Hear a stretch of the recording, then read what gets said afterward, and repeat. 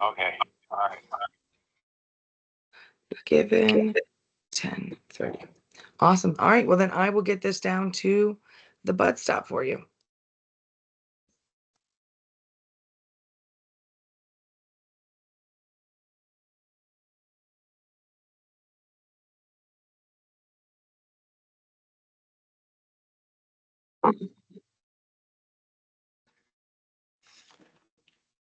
All right. Well, we got a good crew. I guess I'll get started. Let's see. Today is Wednesday, October 30th, 2024. It's 9:01 a.m. and I call this meeting of the Act 166, Section 11A Working Group to order. So before we turn to the agenda, well, I should just note that Kyle Harris is in the room with me, and we have our other commissioner, Julie Holbert, is joined by phone. Before we turn to the agenda, I'd like to remind everyone that this is a public meeting that's being recorded.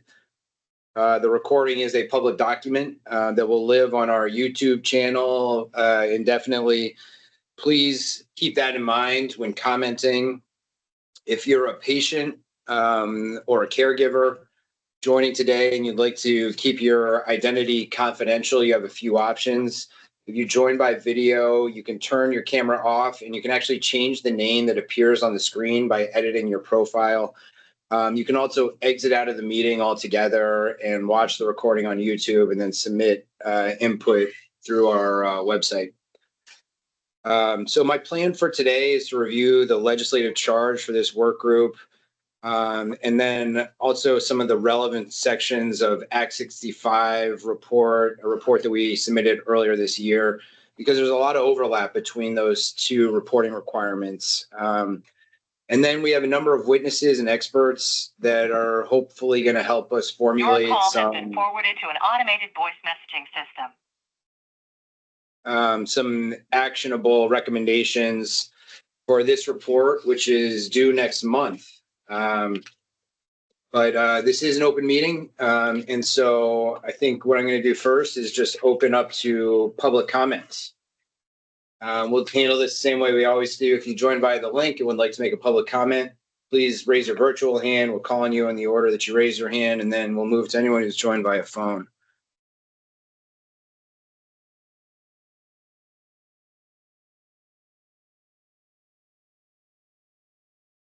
And if you join via phone, you can hit *6 to unmute your phone.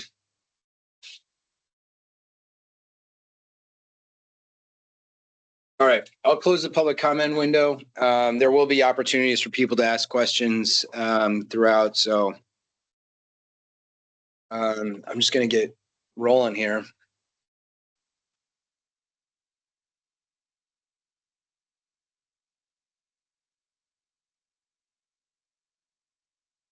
So this is the legislative charge, our current legislative charge.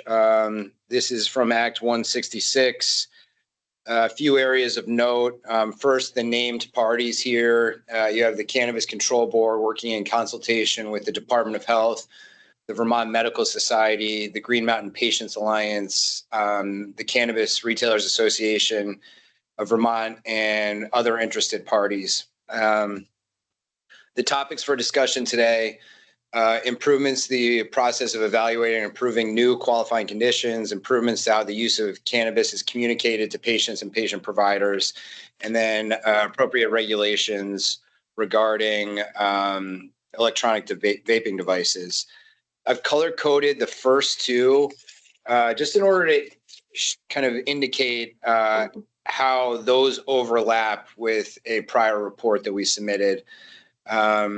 And then the only last thing to note here is just who the recipients are. It's the two committees that have jurisdiction over the medical program, and then the due date is next month. So just looking back, this is kind of a edited version of the report that we submitted earlier this year. You can link to the full report here at the bottom if anyone wants to go back and read the full report. But this is, you can kind of see the topics that we were asked last time. And, you know, I feel like an assessment of the illnesses or symptoms most appropriately treated by cannabis is very substantially similar to the question about how to approve new qualifying conditions. And then you have this like the strain recommended for certain conditions, the dosing, the treatment protocols, and then how the use of cannabis is communicated to patient and patient providers. To me, this all kind of just is about how do we better educate bud tenders and patients and anyone who's trying to consume cannabis, and then also healthcare professionals that are inevitably getting questions about drug-to-drug interactions, dosing protocols, modes of administration, et cetera. So when it comes to the question about how to assess qualifying conditions, well, I should just say, if anyone wants to go back and watch the meetings that led up to the development of our last report, they're all linked here.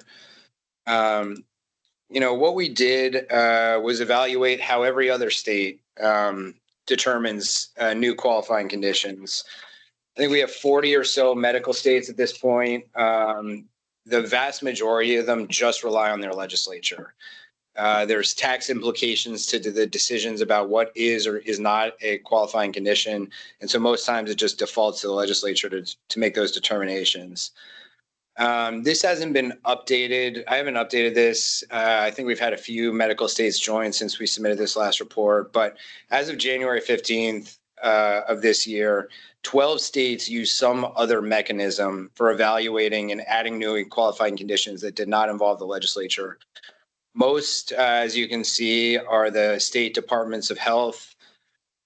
Some use the Cannabis Control Board. You can see that in Maryland and New Jersey.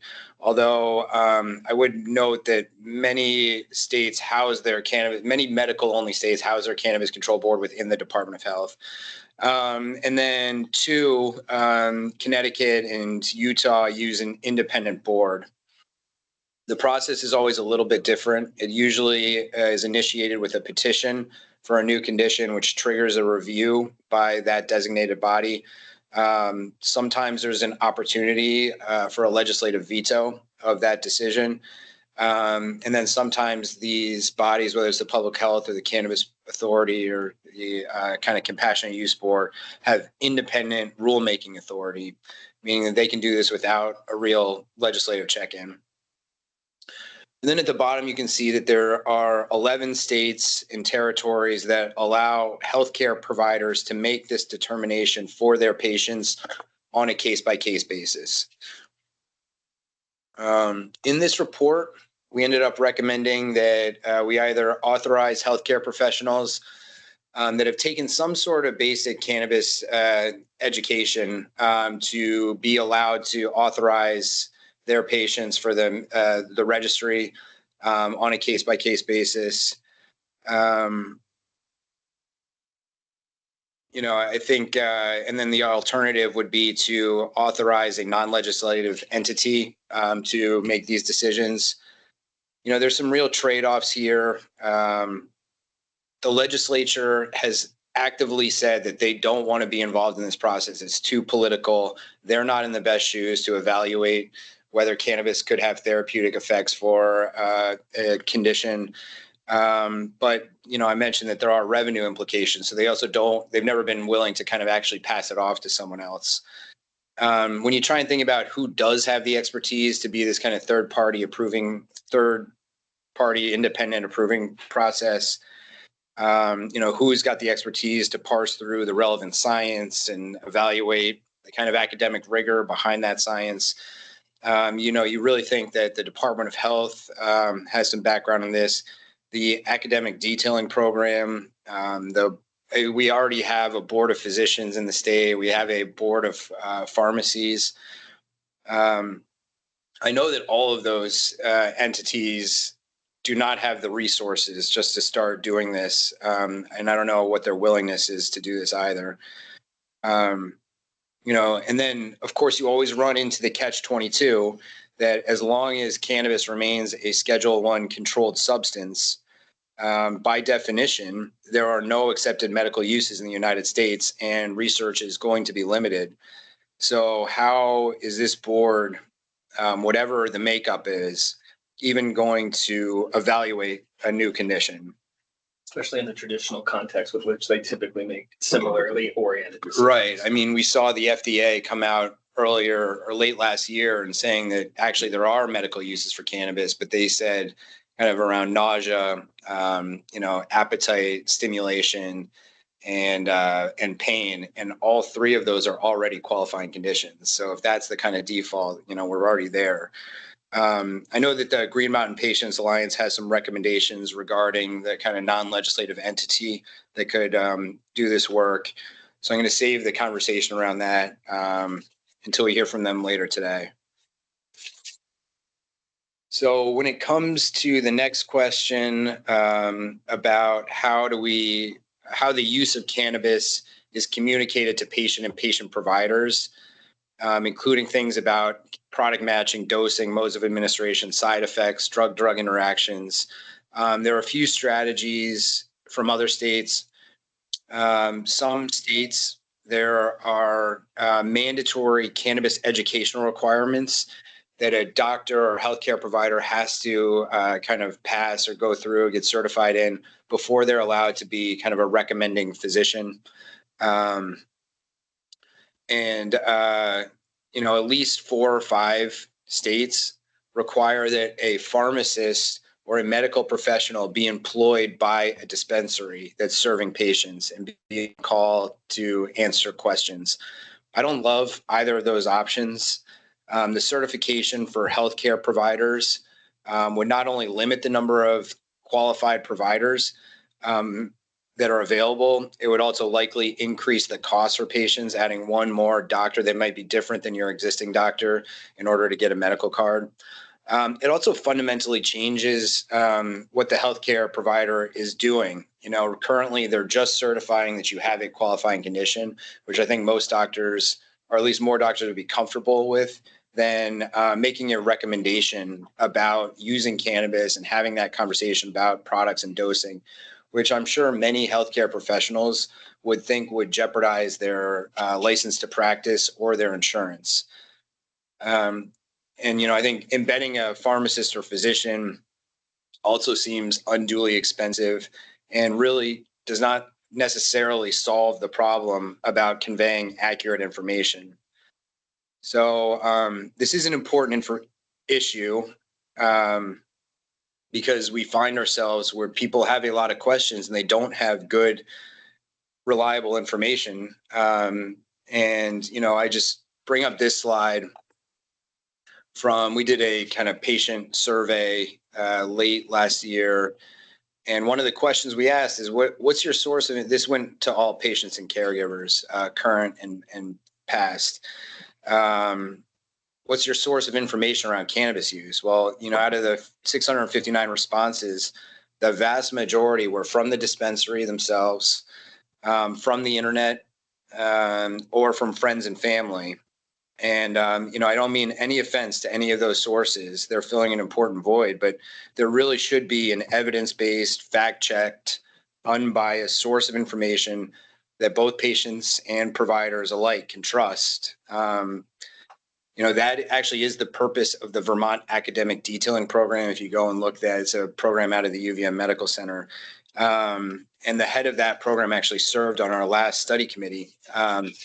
And I asked him directly whether he would be willing to fill this information void for cannabis.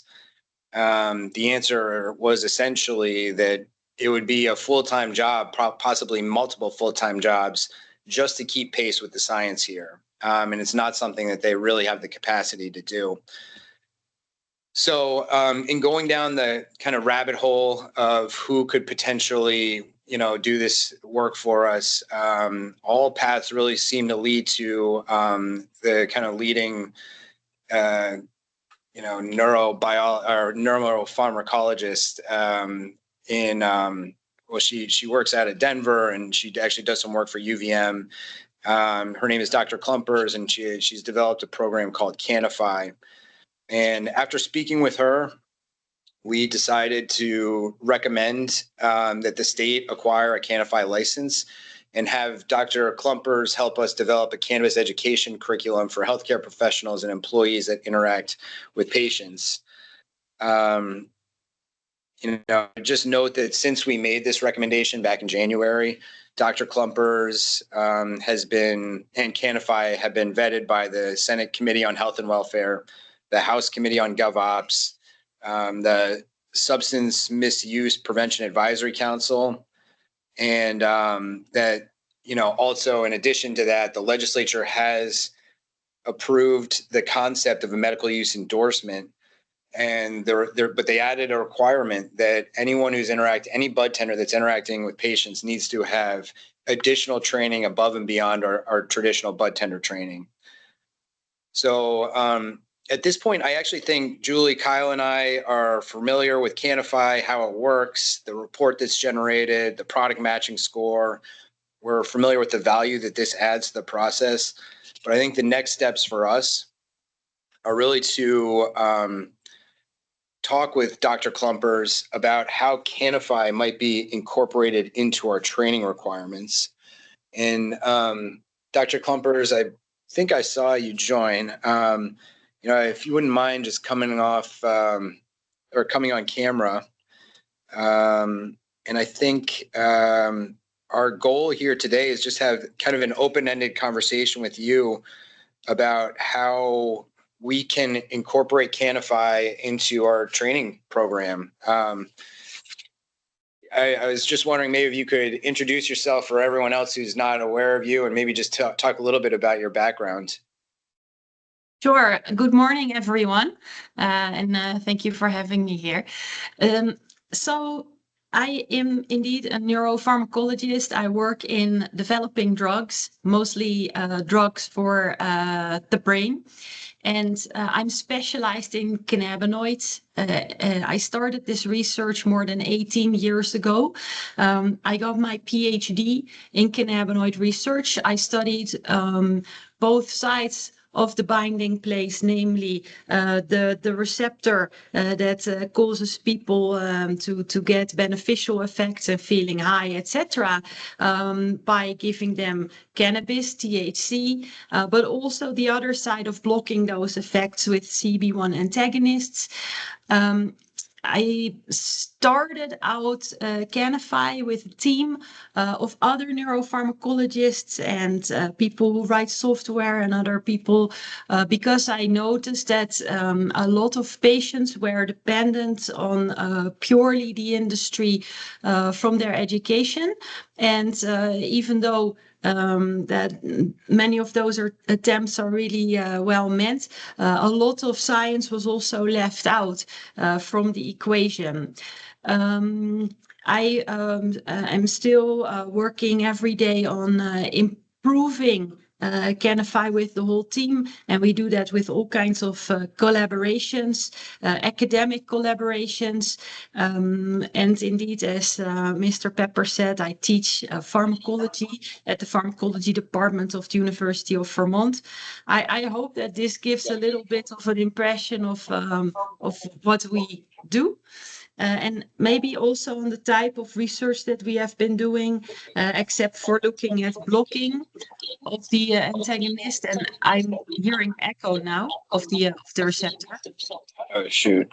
Yeah, sorry. I'll mute myself for now and see if that helps.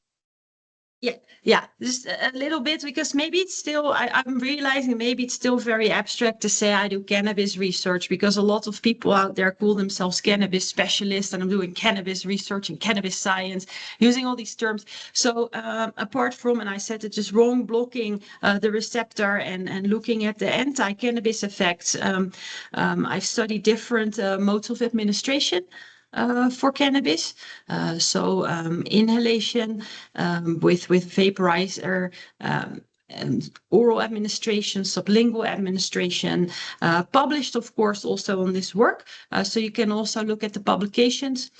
and also studying the effects, of course. What kind of beneficial effects can it have? What kind of side effects can it have? And also looking at personalized medication, which is a very important thing, especially for Canify. Right now, we're working on a study whereby we want to look at why cannabis or THC helps with pain relief in some patients, but why not in others? And why do some patients get more side effects than others? Everybody can respond differently, and we are now trying. It's not like the biggest study in the world, but we were limited by a subsidy, by a grant budget. And we are now looking at 200 patients and trying to understand what's different between these different patients that respond differently. That study is currently running and recruiting patients for that.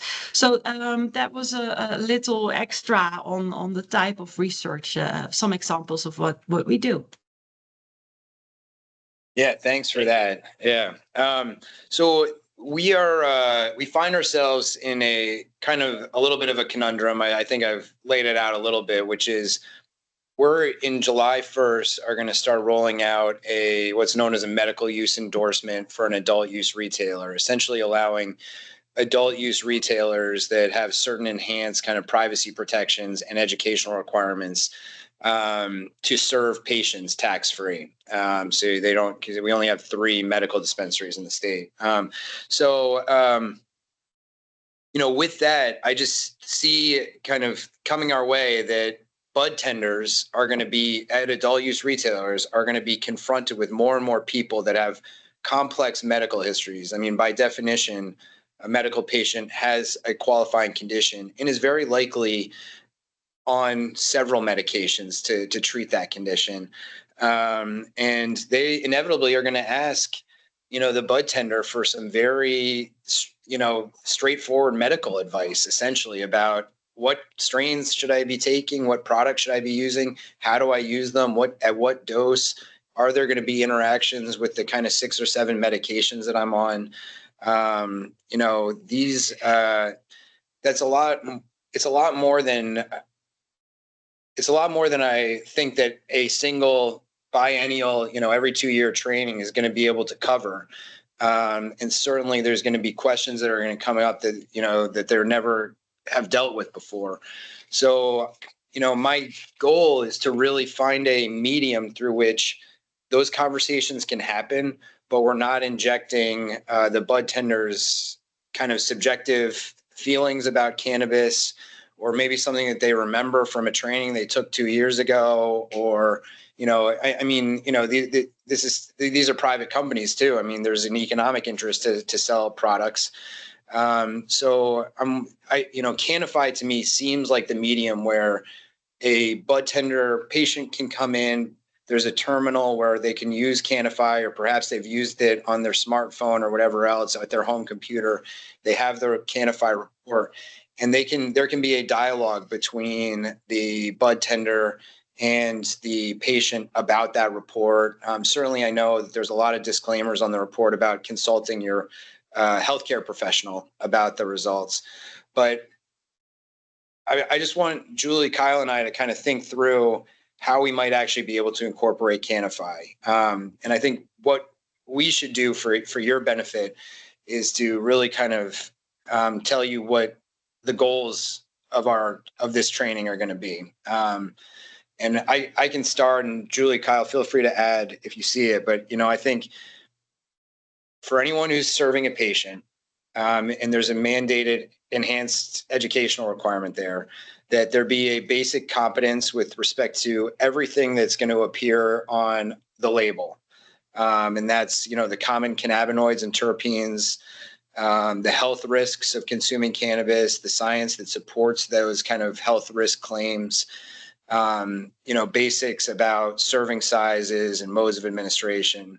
So that's kind of like a core competency that I'd like all bud tenders to have. And I think they're largely getting that through their more traditional training. We really need to make sure that bud tenders kind of are not making health claims about strains or products or providing medical advice. So even trying to understand what is giving in medical advice and what is kind of making a health claim, and how to avoid those conversations and rely on something like a Canify report or the advice of a medical doctor.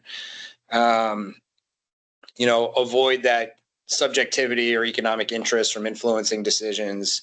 And then, my ultimate goal, obviously, with Canify is to reduce the risks of adverse health events, hospitalizations, that happens from inappropriate product matching or people potentially over consuming, getting the wrong product or not following kind of the dosing or modes of administration recommendations. Yeah, I agree with all that. And just to put a finer point, just ensuring that folks are using the correct terminology or nomenclature, not finding themselves in hot water, or putting us in a position to kind of be collectively in hot water, and just ensuring integrity from a perspective of not favoring one brand over another. There may be some reasons to do so, but from a private relationship perspective, a price point perspective, it gets muddy there, which makes me a little anxious. And just remembering that the patients, I would hope, is taking advice, but still controlling their own destiny to use these products in a way that makes sense for them. Just to Julie, chime, yeah, I sorry, agree. yeah. And in particular, I'm thinking about the what you said about the limits of what someone can say to a consumer about their health condition versus the product they're intending to purchase or looking for. Education around that in particular, I think, is important from a business perspective. Does that align with kind of the goals of Canify? I would like to kind of turn to how we could actually incorporate this and what it might look like. But as far as just kind of the big picture, does that seem to kind of align with, your understanding of what we're looking for? Oh, yeah, I think so. Just mind you, having this PhD in cannabis research, it has taken us years to build this tool well and to get all the science together well. And we continue to do this. Today it's never a finished product because science keeps on evolving. We keep on getting new data. Same thing for the National Academies of Sciences that wrote a report and published it in 2017 on the effects of cannabis, which is probably also what the FDA was referring to. This took a team of dozens of experts to look at all the different aspects of what cannabis could be helpful for and whatnot. So asking from a healthcare provider or a bartender or a patient to know everything about what is known about the science is just too much. And having a tool like this could certainly help. And indeed, we want this tool to be unbiased. And we think that has various benefits for the healthcare provider, for the patient, for people selling the product as well. Because this way, if you make a better match between a patient and a product, that's only going to be more beneficial for everyone. So having this resource where people can always look up and not having to wait for training for another maybe even 12 months or 6 months, but just right on the spot and look for your information. I think that's what we try to do, and that's what should be helpful. And the other thing what we've noticed when we just started with this is that I spoke with a patient who said, well, this doctor told me A and this nurse told me B, and I'm confused now. And having a tool like this always gives the same answer if we haven't updated the science. So it's in that sense also unbiased because it will, with the same answers that you give to the tool, because it works in the way of a questionnaire, you will always get the same outcome. So it's very consistent in that sense too. I hope that helps. Can you just, I've asked you this about 1,000 times, but I guess can I just ask you one last time? How do you evaluate the kind of the science that's coming out, and like how do you evaluate the academic rigor of the information that underlies the recommendations that Canify ultimately kind of presents in its reports?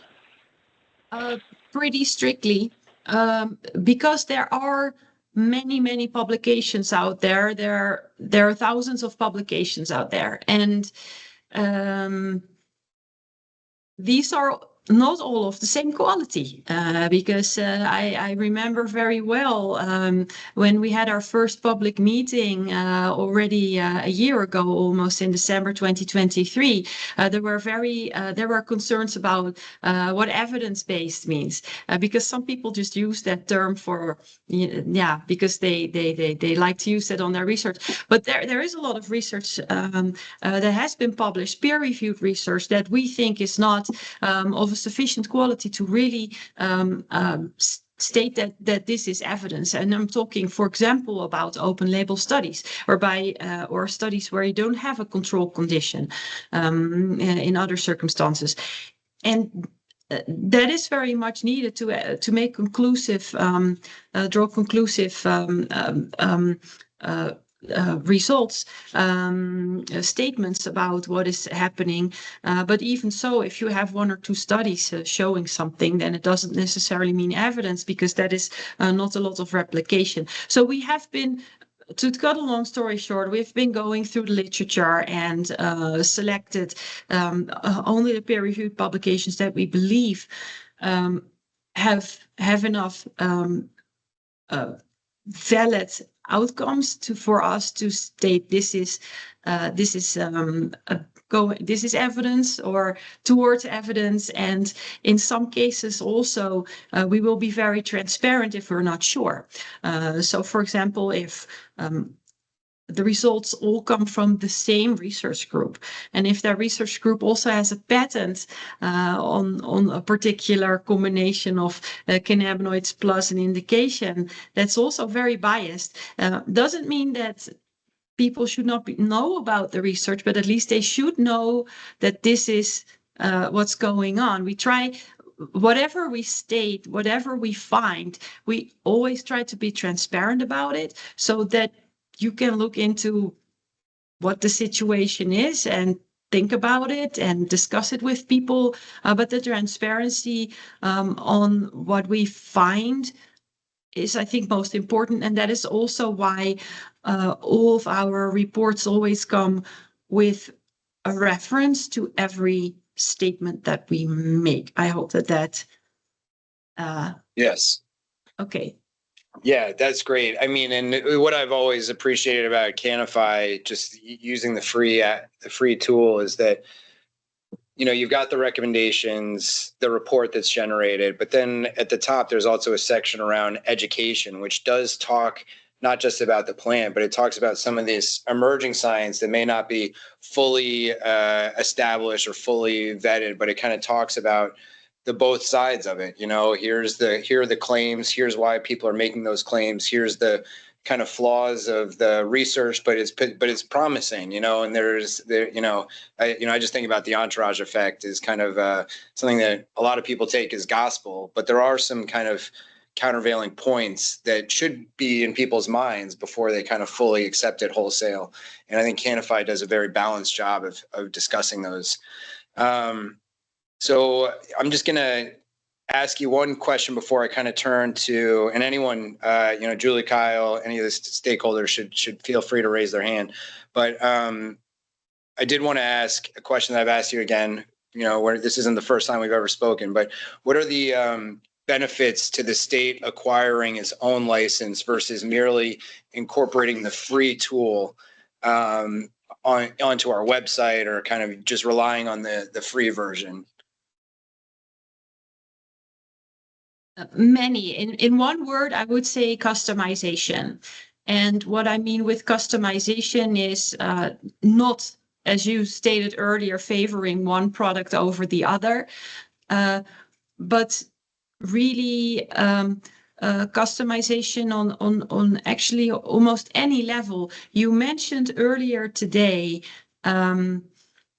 well, let me think. Yeah, you were talking about this was one of the earlier recommendations, how to establish a medical condition, whether one medical condition could work or not, and just as a high level, I want to take a step back, a high level general comment. What Canify helps you with is certainly finding the research and talking about the research for which there is evidence that it could work for certain conditions and symptoms. We also talk about the research of which we do know that it might not help or that it might worsen certain effects. But as you also stated earlier, with the schedule that cannabis is in, there's also a lot of research lacking, and we will also be transparent about we just don't know something. And going back to the medical conditions for which you would like to have cannabis potentially be available for medical card holders. Yeah, there might be a ton of conditions there where individual patients say it works for me, but there's no scientific evidence on this. And there are, if you looked into what other states do, and if you pile those up in an Excel sheet, which is something that we have done, there are easily more than 100, I think close to 200 conditions for which cannabis can be used. We have not included all these conditions on Canify because some are also pretty low incidence, very rare. There might be 2 patients or maybe 1 in a state that suffer from that condition. And a lot of our work with Canify is voluntary, let's be very honest. So we just don't have the time for all of that. But with the state-acquired license, you are able to tell us, we want this to be included in the Canify quiz. We want this condition and this condition and this condition to be there, or we want extra information, education pages on this or this topic because it's specific for Vermont or because there's a particular interest. So that is, I think, one of the very important reasons why to include it. There are also, if you go and look at the product comparison modules that we also have, because you need to be a pharmacologist to really understand what the relationship is, what the differences and similarities are between, for example, an inhalation of a certain product versus the oral administration of a certain product. And we try to help out with visualizing those differences. And in that whole process, if someone comes to Canify and says, well, we want to pay you extra, can you show our products first? Then we will say, we can show your products first, but we won't make them more relevant. But you can tell us with your license, we don't even want to show those products first. We want to sort the products according to location, according to relevance, according to whatever it is. We always want the scientific transparency to be there. But of course, you can have variations in how you want everything visualized, if that makes sense. Yes, it does. So I wanted to turn to kind of how we actually go, like, so the recommendation was for you to, to acquire a Canify license, Dano Canify license, and to work with you to develop an educational curriculum. I'd like to kind of talk about what that curriculum might look like. I just kind of put some basic thoughts. This is certainly not etched in stone. The way I think this would work is we would put out an RFP. I mean, I think Julie, Kyle, and I have all kind of articulated at some point or other that we wanted to kind of move our education mandate for all bud tenders and everything that we do in-house, very similar to the way liquor and lottery does have kind of modules that people are required to attend and then kind of work through a state-run system. But for this, I think, we have to get something in place before July 1st is my thinking, before we start issuing these medical use endorsements. So what I would like to see, I guess, maybe as an initial step, and none of this is etched in stone, but a 2-hour interactive course that's offered quarterly throughout the year via MS Teams. And if it needs to be 3 hours or 1 hour, 1.5 hours, whatever, this is just a basic framework. Quarterly, maybe it only needs to be offered once a year. I'd like to see active participation. So people need to kind of have their cameras on and they need to be interacting with the material. I don't necessarily see a need for a proficiency test at the end. That gets pretty complicated from time to time. But we are going to need to kind of have some proof of completion for this educational course. And then when it comes to the topics covered, I think it's important that everyone have a kind of baseline competence around all of the kind of issues that are going to come up with respect to the label, what's being tested for, what these various cannabinoids are. I think essentially everything that's on your education link on the Canify, what is a phytocannabinoid, what are CB1, CB2 receptors, the basics around that. I'd like to do an overview of the health concerns associated with cannabis use. Because I think, anything we do about communicating cannabis needs to be approved by the Department of Health as well. So we're going to have to kind of, whatever we do here is going to have to be vetted with the Department of Health. But certainly there's some concerns around cannabis use while pregnant or breastfeeding. The cannabis use disorder, the cannabis hyperemesis syndrome, correlation with schizophrenia, just some basic understanding of that amongst bud tenders, I think would be useful. And then I really think that we need the main core of the education I think that we would be asking for is a deep dive on Canify, how to create an account, how to navigate the quiz, how to toggle between the basic version of the quiz that I think are accessible to most people, and then the more kind of complex version for the more kind of high information cannabis users. How a bud tender should navigate, interpreting the results of this with a patient in real time. And then how the consumer can use Canify to actually track and log their kind of cannabis journey, using this. That to me is really kind of the beauty of Canify is it's not a one and done situation. It's an introduction to the basics of cannabis, telling a balanced story for the canna curious, people that have not tried cannabis or haven't tried it in a long time and want to know kind of what is out there. That to me is kind of the basics of what I'm looking for out of an educational requirement. I don't know if Julie or Kyle have anything they want to add to that. I think you covered it pretty comprehensively. Thank you. Julie, are you still with us? Every time you engage me, an F-35 flies overhead. So I'm sorry. All right. I absolutely agree with everything, and you did cover it. Yes. Great. So does that sound feasible? I mean, that's just me kind of just trying to put some thoughts down on paper for how we might kind of proceed, especially with a somewhat of a condensed time frame. We want to get something launched in advance of July 1st. Yeah, I think that is very feasible because that is what we do.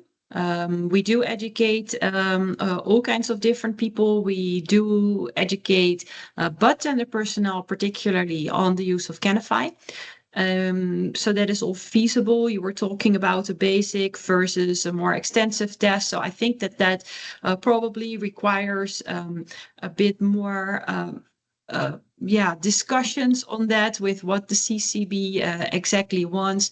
I wouldn't be surprised if very soon we might also start discussing with bud tenders and patients to see what they find important about using this, particularly the population in Vermont. Because I think that's also important to to keep our ears open for any feedback. But I think that with what we know, how we've worked together with bud tenders so far, we can get very far, and we can add more course information along the way as we might change to add, for example, more symptoms to the test, for example, or other Vermont specific requirements or requests. So great. I have just a few other points that I was hoping to cover with you today. You mentioned evidence-based as a buzzword that likes to get thrown around. Well, another one that gets thrown around quite a bit is results-based accountability. And I think just basically that means, for every policy decision we make, how are we tracking the outcomes and to determine whether that was an effective policy decision? Can you help us think through how we might be able to track whether Canify is achieving some of the goals that we have? And again, the goals are really ultimately to reduce negative health outcomes, but I don't know if we're going to be able to directly kind of conclude that that's happening just based upon like hospitalizations or, poison control calls. So I'm wondering if there's ways that you've thought of that maybe we can kind of track the effectiveness of Canify, even if it's from a qualitative point of view. actually a very good point that you are bringing up, because that's also how I love to work. For me, it's not fun to just throw something over the fence and then walk away. But keeping on developing, well, personally, but certainly also whatever we make is very important. So that I like that. I like taking on challenges with whatever goals that the state has in mind. But I just want to say we need to be super realistic here. And I think that we need to look at, because if you would ask me, I like to have quite some good goals, and we need to distinguish, just actually like with cannabis side effects, we need to distinguish between something that we can measure tomorrow and something that we can measure in 1 year and something we can measure in 10 years. Because if we start implementing Canify today, we will not have fewer poison control calls and hospitalizations tomorrow.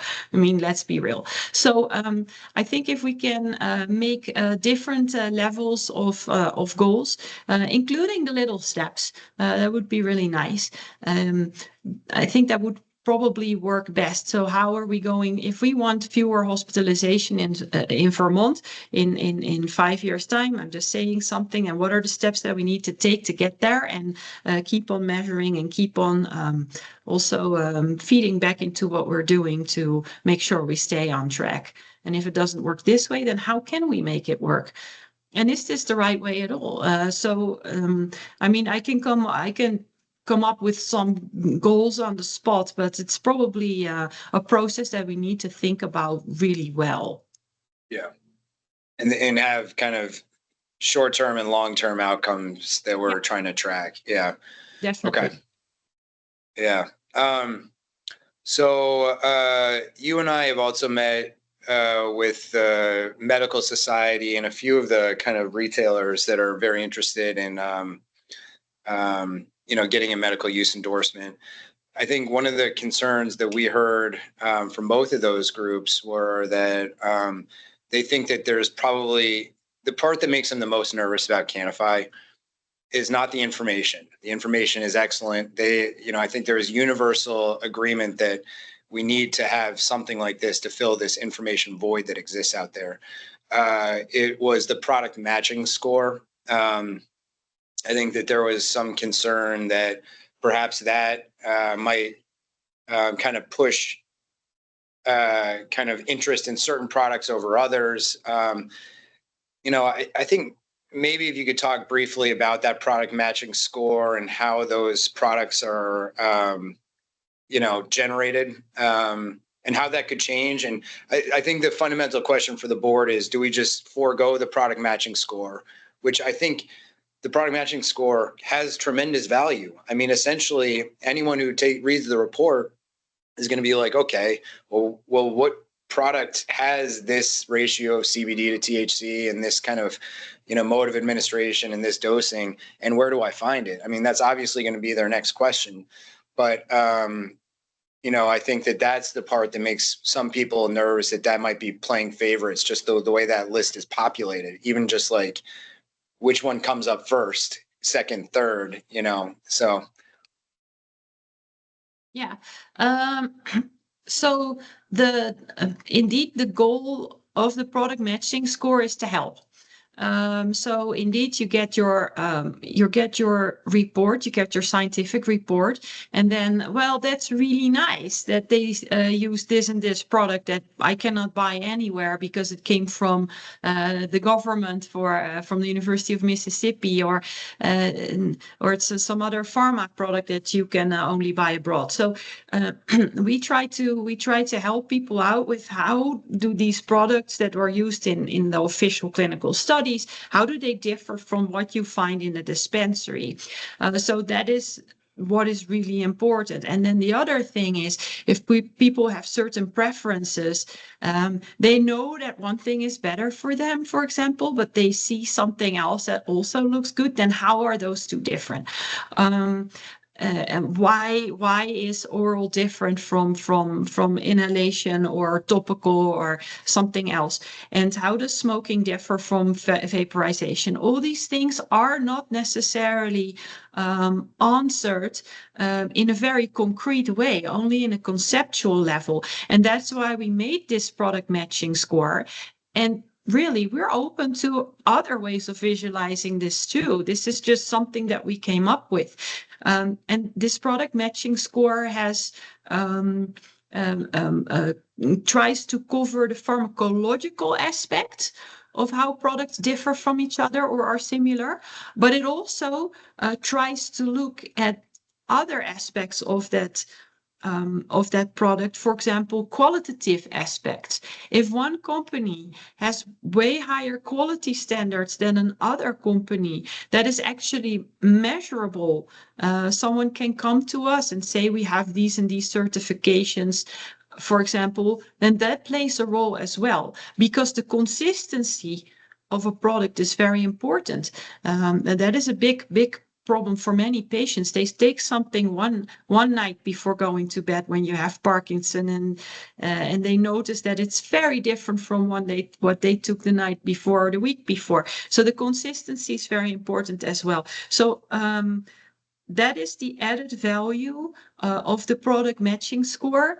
And the order in which we show things are all based on that score.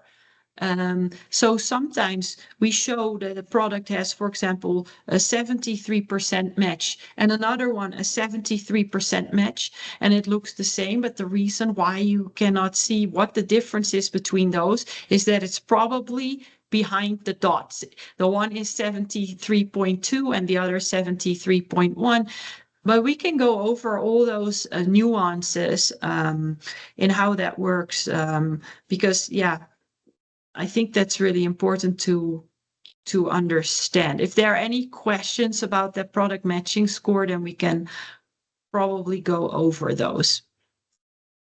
I think there's a lot of value to it, not just being able to find the actual product that you've been matched with.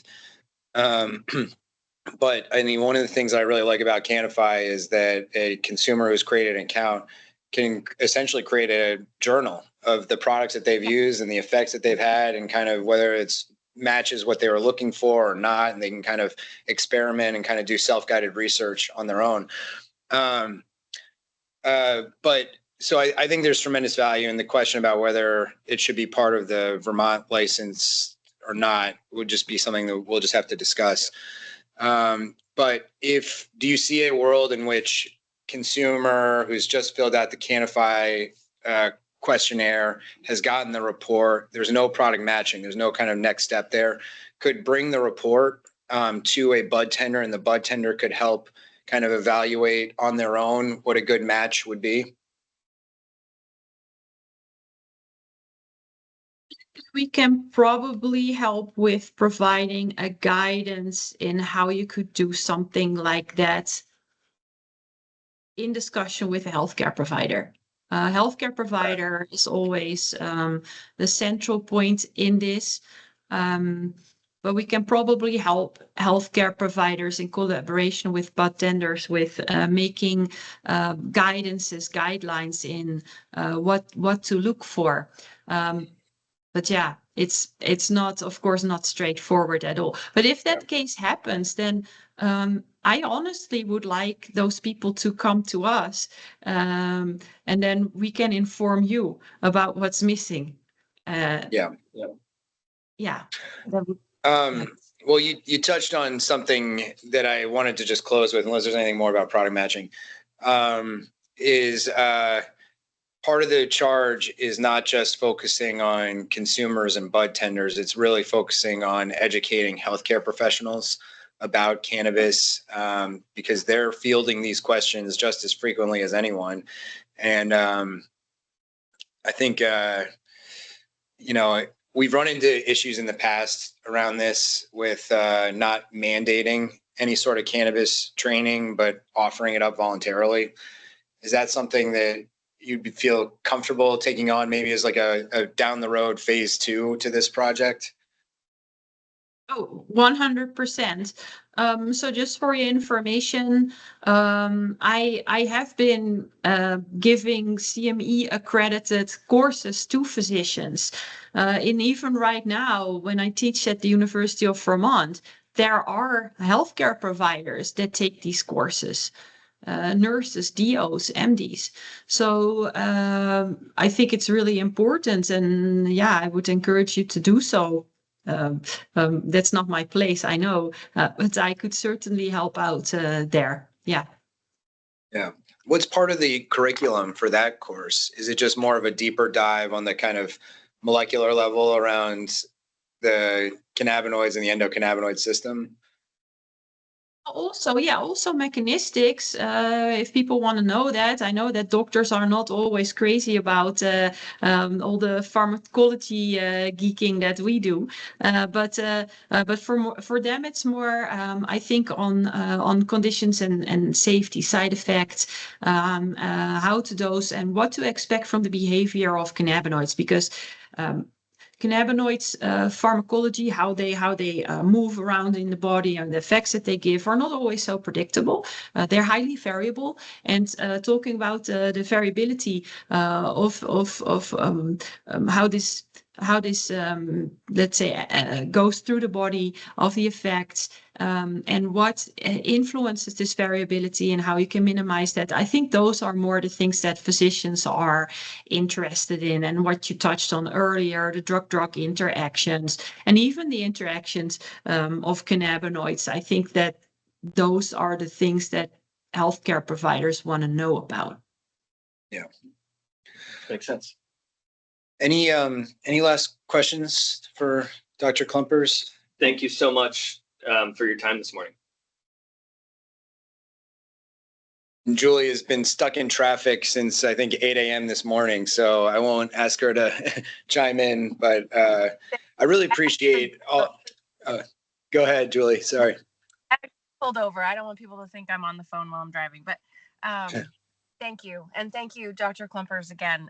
Every time it's enlightening and very helpful. Thank you. Yeah, thank you very much. And we'll just, my plan is to, update the recommendations that we made in the report earlier this year and get more specific about exactly how we want to kind of proceed in this area, especially given that we have this medical use endorsement about to roll out. And so there's a little bit of urgency here. So really appreciate you sticking with us for all this time. And we'll be in touch about kind of what the next steps are. That sounds good. And thank you also for your feedback, and good luck. Thank you.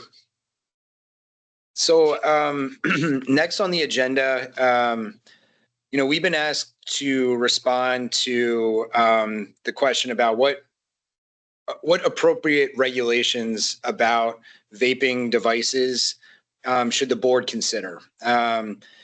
So to me, there's two distinct issues there. One, how do we prevent toxic materials from ending up in the landfill? I mean, I think that's part of the concern.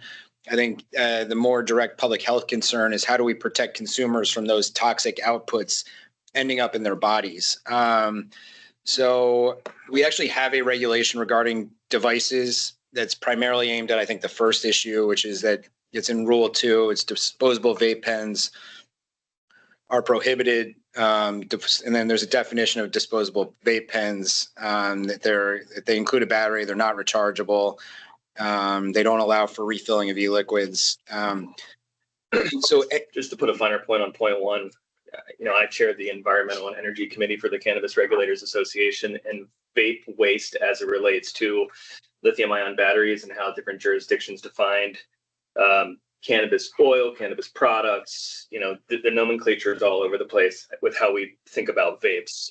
We're really working to kind of formalize how we define certain terms and what states and their sister agencies can do to not let vape waste from cannabis become an environmental issue or headline. Yeah.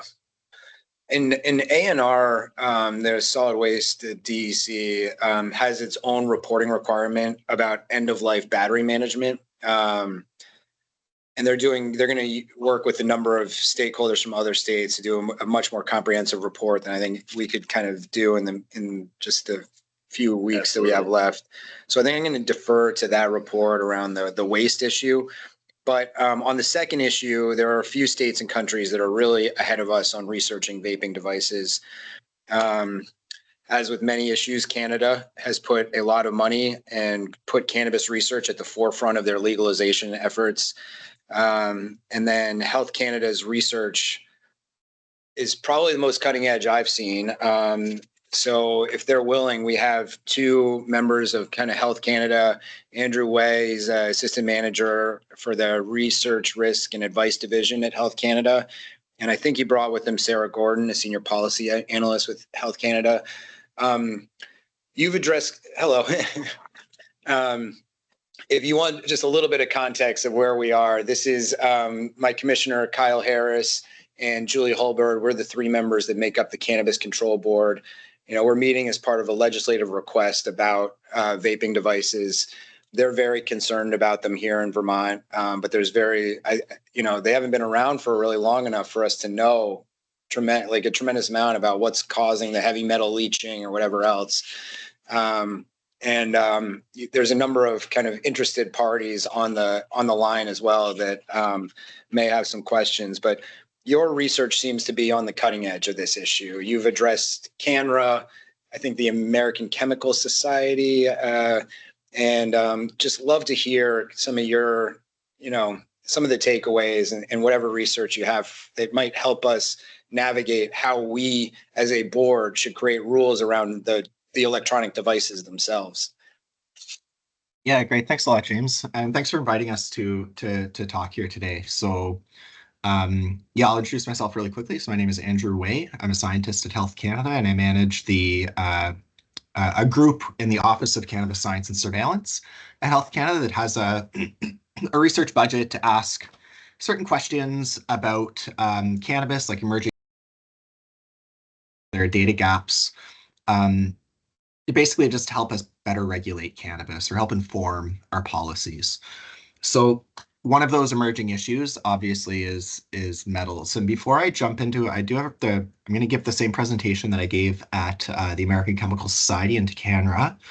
But I also have on the line Sarah Gordon today. So Sarah, if you want to jump on and introduce yourself quickly as well. Hi, thanks for having us here today. My name is Sarah Gordon, and I'm a senior policy analyst at Health Canada, and I work in the international relations and federal, provincial, and territorial relations group at Health Canada. So thanks for having us. Thanks for being here, really. So I think I can just take over Teams here and show my little presentation.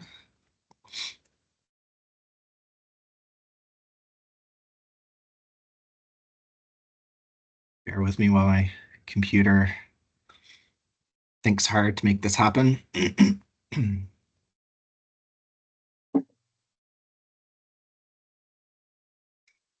Great. Yeah, that just popped up for us. Great, fantastic. So yeah, and you should be able to click through as well, I think. If you miss a detail on a slide or if I move through something too quickly, I think you each have the ability to control what slide you're looking at. Yeah, so this is just one of the many research projects that we've done over the years. And this project in particular, this avenue of research has kind of been broken into three different phases. The first phase we published in a peer-reviewed journal article. The second phase, we'll talk a bit about today in this presentation, is the results from our second phase of research. And the third phase of our research is kind of wrapping up right now and more pilot kind of studies. This was research that was commissioned by my team to the National Research Council of Canada. So it's another government organization that has all kinds of technical expertise and was able to help us out with this study. And the lead researcher is Susanna. She's the one who conducted this work. So she's the real expert in heavy metals analysis and all of that. I'm an analytical chemist, but not an ICP-MS expert by any means. So I'll do my best. And if there's something I can't answer today, then we can get the answer from Susanna and let you know. So just without further ado, so we legalized cannabis in October of 2018. We always had a medical access program, so where people could use cannabis for medical purposes, going back to like 2001. So, but it was really in 2018 where the adult use market opened up. So we legalized in 2018 beyond just for medical purposes. And there was a 1-year kind of grace period where it was the only products that you could get in that framework were dried cannabis and ingestible oils, because that's what was available to the medical market beforehand. And it wasn't until early 2020 that we allowed the novel products to come onto the market. So that's all the edibles and vapes and topicals and all of that stuff. So anything that wasn't just dried cannabis or an ingestible oil.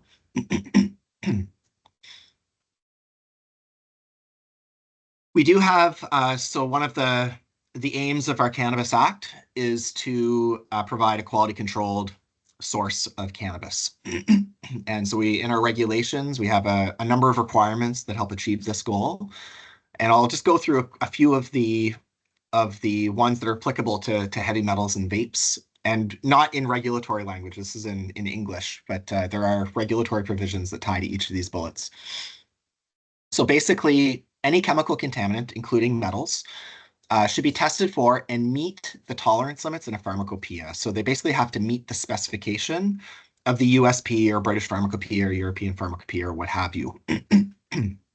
Those are largely aligned with the ICH guidelines on elemental impurities, which are freely accessible by anyone. Anyone can type in ICH, heavy metals or elemental impurities, and you'll be able to access that standard, and it closely aligns with those pharmacopoeias. The other requirement with regards to chemical contaminants is that the testing has to happen at or after when the contamination is most likely to occur.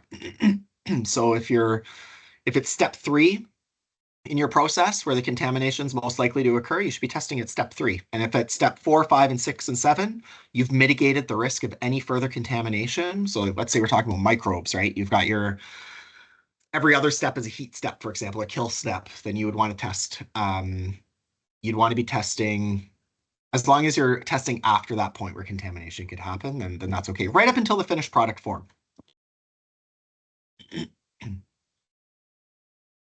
And I've put the limits that we apply for the class 1 metals. So different metals are broken into different classes depending on their how ubiquitous they are in nature, as well as their toxicity. So arsenic, cadmium, mercury, and lead are probably ones you're all familiar with. And these are the limits that align with the USP or the ICH guidelines.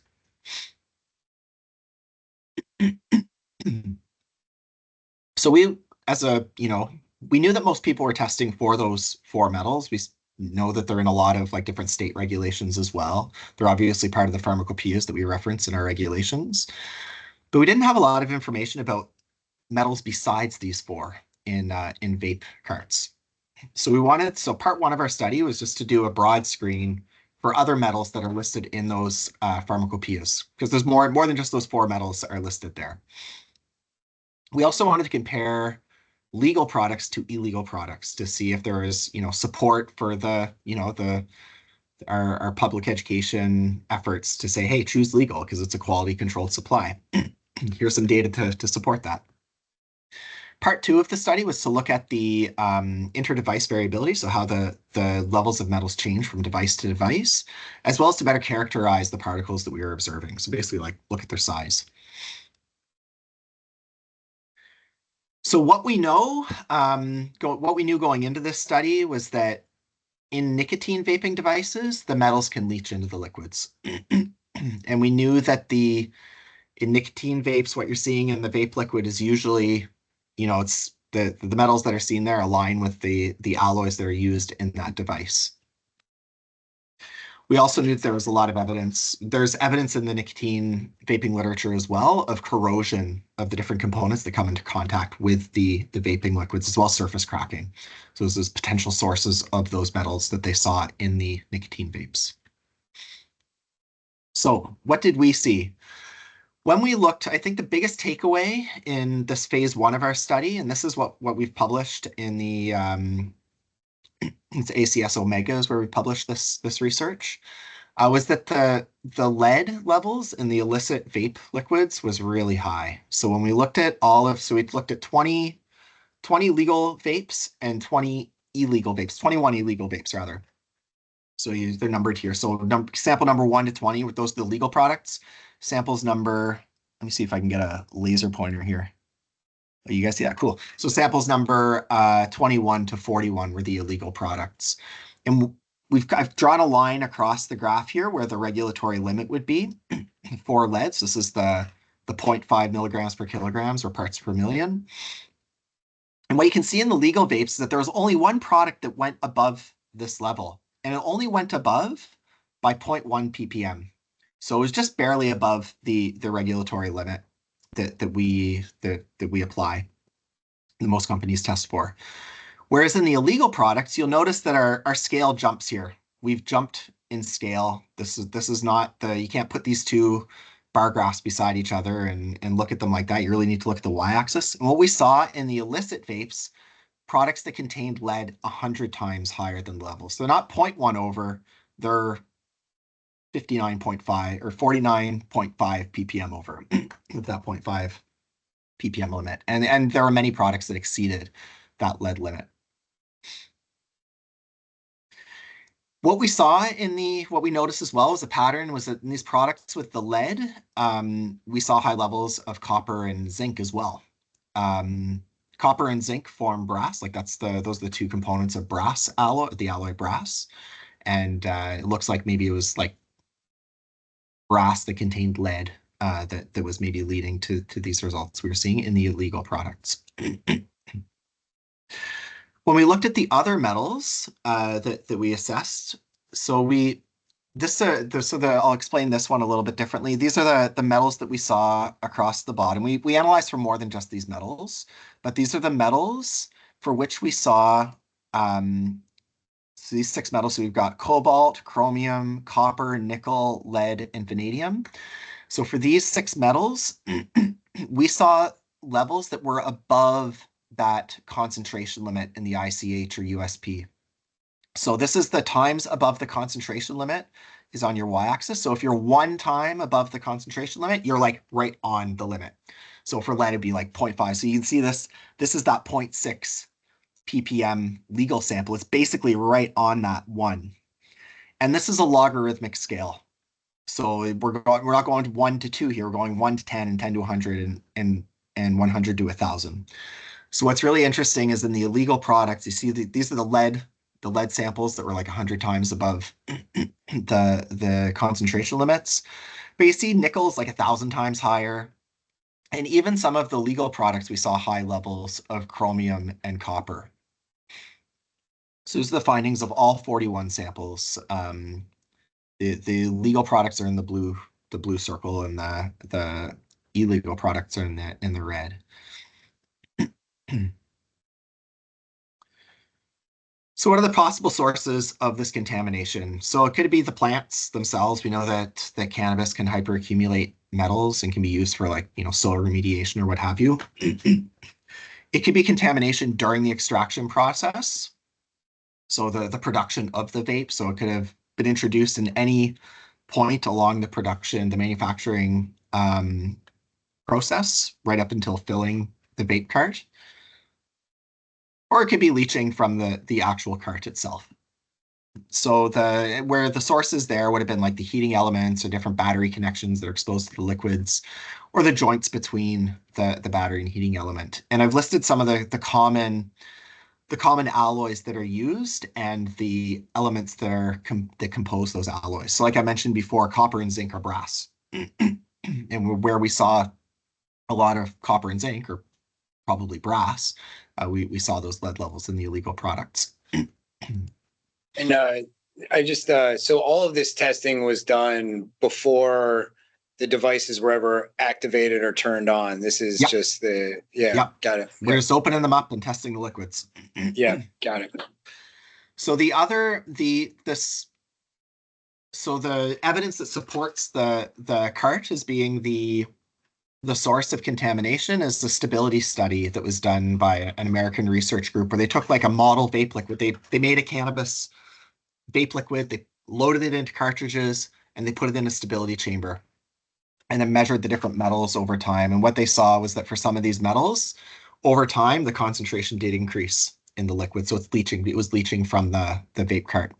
And then also, I kind of alluded to this earlier, in the nicotine vaping literature, you can see like under electron microscopy or what have you, that corrosion is happening and surface cracking is happening, which could be a source of that leaching. So hot off the press is so that phase 3 I was talking about. We were taking looking a little more carefully at things. Just the other day, I was looking at images from Susanna of surface cracking in the cannabis vapes that we were analyzing. So where we could like look at the cracking that had happened. It was like a nickel plating over one of the components, and the crack had formed in that component, and inside we were able to see the brass that was on the inside. So the tin and the zinc. One thing that jumped out at us as well in this phase of the study, this phase 1, where we looked at the 20 legal and 21 illegal products, was that there was a really high variability. So the device-to-device variability was like through the roof. So you can see the RSDs, this the relative differences between from one device to the next. It's in excess of 100% in many cases, which shows that the device-to-device variability is very high. It's different rates of leaching or different rates of contamination. And this aligns with other literature on metals and vaping liquids. So Susanna performed some scanning electron microscopy, and there's a way to do this with liquids where you fill a little chamber and you're able to actually see the liquids in a little container, and you can see these little dots here. These are metal particles, and you can actually do dispersive X-ray spectroscopy on those particles to see what the composition is. And the composition of those particles were the metals that were common to vape alloys. So you're seeing that the metals that were coming together in these particles were consistent with the alloys that are used in vapes. Susanna also did some what's called laser ablation ICP-MS. So the ICP-MS is what measures the metals. The laser ablation is basically you put a drop of the liquid on a slide, and then a laser kind of ablates or vaporizes the liquid across a map. So it's like, think of like a line printer going across this liquid, shooting it to the detector, and then you actually make a map of what's being seen in the liquid. And sure, so this is the map of the laser ablation ICP-MS. And what you can see is, like, when you're looking for when you look at these lead-containing particles, oh, look, they're also the same particles that contain the copper and zinc, right? So this, again, kind of supports this notion that brass with lead in it is a source of contamination in these devices. What we also saw was that none of these metals co-located with aluminum, sodium, and silica. Those are the elements that are commonly made with glass. Like, that's glass, basically. So it's not from like glass. The metal contamination wasn't from glass fragments when we had opened up the cartridges. You can also see some streaks as well, some streaking when you look at the liquid itself, right? That would be, maybe indicative of some oxidation of the metals or rusting of the metals that's happening. So the second phase of the study was to really kind of understand this device-to-device variability and better characterize the particles that we were seeing. So we took, we have 6 different products, and we took 5 vapes from the same product lot. So product number 1, we took 5 vapes from that product line, from the same production lot. And then we looked at the metal particles in there. So NP, that stands for nanoparticles, looking at the metal particles. The phase 3 was the analysis of the nanoparticles in the aerosol. And that's kind of what we're doing right now. So this presentation will talk more about what we observed here. So we've got 5 separate devices from 6 different products, so 30 different vape pens across 6 product lines. And we took triplicate samplings from each device. So each of these 5 vapes from a product line was sampled 3 times to get a triplicate analysis. And then we looked at a bunch of different metals there too, to see what was going on. And then we did an ANOVA on that. So an ANOVA is analysis of variance of the means. So that's to tell you, like, did the mean level of a metal in this device differ from the average amount of metals in that device? And when the ANOVA says yes, that means that the amount of the average amount of metal from the 3 analysis in this device is different from this one. So these means are different. So we've got triplicate samples of each of these 5 devices. We were able to generate a mean from those 3 analyses.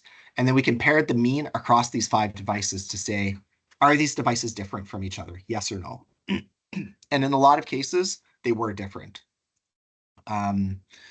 Which just goes to show that the heterogeneity of the metal contamination in these devices can vary across different product types, even though they're from the same lot of the product. What was interesting is that one of these products, this product number 5, where we saw a lot, like a really high level of variability, was marketed as a ceramic coil. When we opened it up, it totally wasn't. So, marketing, when things are marketed, maybe sometimes you can take with a grain of salt. It was totally not a ceramic coil. We were expecting different results. When we saw this, we were like, oh, wow, ceramic coils, something special going on there. Looked at the coil, sure enough, it wasn't a ceramic coil. So it didn't have to do with the ceramic coil. But maybe they're a company that lies about their marketing. Maybe they also buy shoddier components. I don't know. So the next step was we did to characterize the nanoparticles that we saw was to actually measure their size. So we did something called single particle ICP-MS. And this is a way where you can look at each particle and determine its size. Basically, it's that simple. And most of the particles that we observed were below the 100 nanometer size. They're nanoparticles. A generalization that I can state here that's supported by the literature is that generally speaking, the biological effects of metals changes when you go to the nanoscale. They become more reactive in many cases. So the toxicology is not just the amount of a metal that you get, but it can also be influenced by the size of the particles that are being introduced to the system as well. What we also saw was that the level of the nanoparticles was generally higher where the ANOVA was significant. So where the ANOVA was significant, that means that there was a really high level of variability. So that variability from device to device correlated with the higher presence of the nanoparticles. So some of the trends we saw here. So for some metals, we saw them in all of the studied samples. The mean size was well below 100 nanometers, but particles that were larger than this were also observed. For chromium, the mass balance in the legal products. So, I forgot to mention those 30. So it was 6 products times 5 devices per product. These were all legal products that we were looking at in this phase. So the measured mass balance for chromium, or the concentration of chromium in all of these 6 legal products, when you were to take the mean of all of the analyses, was around that USP limit of 0.3 ppm. So that was interesting, just an interesting trend that we saw. All of the other metals were below the established concentration limits. So I've got a sick 6-year-old here at home with me. No worries. All of the other metals were below the concentration limits, except for one of the replicates for nickel, which was really interesting. It didn't really align with our phase 1 results. In phase 1, we saw that even in the legal products, we saw high levels of some of these other metals. But in phase 2, a couple years later, for these 6 products that we looked at and the 5 devices of each of them, we didn't see high levels of nickel, for example, or chromium or cobalt or what have you. So basically, I wonder if I can jump to this slide really quickly, just to remind you. Maybe there's a way to do this without having to, oh, sorry, bear with me. So yeah, so in phase 2, all of these blue dots, those are the legal products, right, that had high levels of nickel and chromium and vanadium. In the 6 products that we looked at in phase 2, different products, all of these were at the 1 or lower. So except for chromium would have been around the 1 on this graph. And in one case, the nickel was just a little bit above the 1 because it's a logarithmic scale. So it's interesting to see that trend from phase 1. It kind of wasn't apparent in the phase 2 analysis of these legal vapes. We couldn't do copper, unfortunately, because our controls didn't work for the copper analysis. So that's one bit of data we weren't able to collect during this phase. So the conclusions of some key takeaways from what I presented today is that illegal vapes can contain really high levels of lead. There's no safe level of lead. Any amount of lead that you can mitigate being exposed to, you should try to mitigate that exposure. And we saw, like I said, we saw a really high level, sometimes up to 100 times higher than the limits than the levels and the regulatory limits that are applied to legal cannabis products. Many samples had high levels of other metals, including the legal samples in phase 1, but in phase 2, those levels were lower in all the legal samples. So either that was a function of there's a few different things that might explain that. Maybe it's just different producers and different vaping hardware. It could have been that they were sitting in the cartridge for like less time, so less leaching had occurred. Or maybe the cart manufacturers are getting better. I don't know. We saw a really high level of variability, and that correlated with the presence of the particles, these particles in the liquid. So, there's a really high level of within batch variation. So kind of suggests there's different rates of leaching. The metal nanoparticles, all of this research was prior to vaping. So we haven't even turned the device on and off before. Which is really interesting because I think when you read through the literature, a lot of folks suggest that the presence of particles is from the thermal contraction and expansion as you turn on the device and then turn it off and put it in your pocket. It's 20 degrees zero outside, right? So the metals are expanding and contracting, and that's what's causing the cracking and the leaching. But these are all unused devices that we where we measured these metals. So with that, I'll conclude. What I'll say is that phase 3 was on the aerosol. So we do have a vape machine, and we're doing pilot studies right now to assess what is the transfer of the metal particles from the liquid to the aerosol. And there's a lot of troubleshooting and technical issues that need to be overcome to do that analysis. So we're looking at different ways of collecting the emissions and analyzing the emissions right now. So yeah, so with that, I'll open the floor to any questions that folks might have. And I'll drop the link to our paper in the chat as well. It won't have the nanoparticle size part of the research there. That'll be published, but we do plan to publish everything that we generate through our research program. So incredibly helpful and terrifying at the same time. I've got a few questions, but so I think one thing that you said early on is you're trying to identify at what stage of the manufacturing process do these contaminations occur. And you, I think we're saying that you're testing mostly the kind of final form, the product, like as it appears on the shelf or from the illicit market. Are you doing any like studies of the oils from those manufacturers before it ever goes into the cartridge? Yeah, so okay, so I'll explain, I guess, where we sit within the Health Canada organization. So our office, we have this research budget. This is not compliance testing. This is just regulatory research to help us gather data.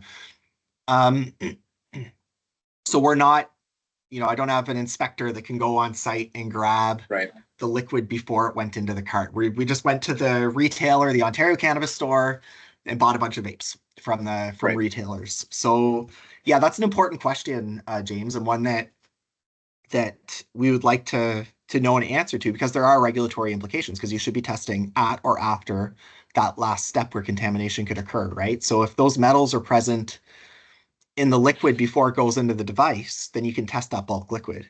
If they're not there until, like if it's the device that's causing the contamination, then you should be testing after you've loaded your device, because there might be, poorly machined parts or cracked parts or corroded parts in your cart, right? So yeah, that is one of the gaps in this data.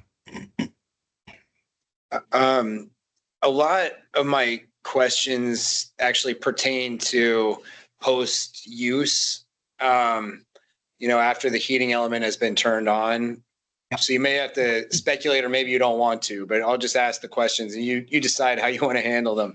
I've heard some concerns in my own independent research on this about metal, not just metals, but also plastics and like synthetic materials, like Teflon or whatever else, because when they're heated, they can, create some problems as well. Any concern, like, we're trying to ultimately figure out, do we ban certain substances from being in the device itself? Like, any thoughts about like Teflon or plastic or rubber, forms of rubber? Yeah, I mean, it's not something we've looked at. Like, we haven't analyzed for those things. Could they be there? I mean, and conceivably, if there's whatever the components are made of, you'd want to ensure that they're not ending up in the liquid. There's also the question of, just because it's in the liquid doesn't mean that it's going to be in the emission, right? So there's that's another level of uncertainty, is the transfer from the liquid to the aerosol. And is it lower? Is it higher? I don't, like, these are the types of research questions we want to start unpacking, right? Like maybe the emission, it's worse because it's that when you heat it up, that's when the whatever substance you're looking for kind of gets leached out, right? It's the temperature that's leaching, that's causing the leaching, right? Or is generating that contaminant, or putting that contaminant into the aerosol. So there's all kinds of things. I mean, my background is I'm an ecotoxicologist. That's by training, an ecotoxicologist. And yeah, I think of all these horror stories of, DDT and PCBs and dioxins and all this stuff, right? And the things Teflon frying pans, like it's you can go down a lot of different rabbit holes. But I think, it's our team that does the risk assessments as well, health risk assessments to support product recalls. So when we do a risk assessment, we have to know what the exposure is, right? Like, risk is a function of a hazard and the exposure. You can have a hazard, but if there's no exposure, there's no risk. And vice versa. You can be exposed to something, but if it's not hazardous, there's no risk, right? And you can, the lightning example. Yeah, lightning's really hazardous, but, if I'm in my house, can never be exposed to lightning, so I don't have to worry about my risk. So, and I think we need to really understand the exposure part. We know that there's, like Teflon or silicates, right? Like, if you're using a ceramic coil, are there, silica particles or something, right? Like, we know the hazards inherent of all these substances. We don't know the exposure part of that equation, that risk equation. So I think that's what I'll say about that is I don't know what the risk is because I don't know what the exposure is. Yeah. Well, thanks for that. I mean, I know it's a challenging question, but so another question that just came to my mind in doing my own independent research is, are the leaching risks similar between the dry flower vaping devices like a PAX versus the like THC oil vapes?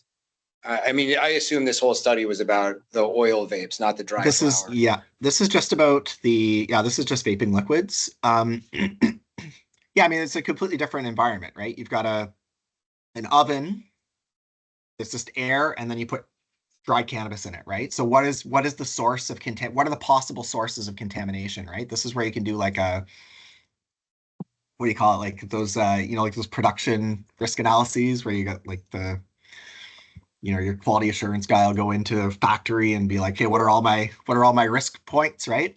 So I guess what are the potential sources in a like a PAX oven, for example, might be the elements, right? It'd be the element and the cannabis itself, for example.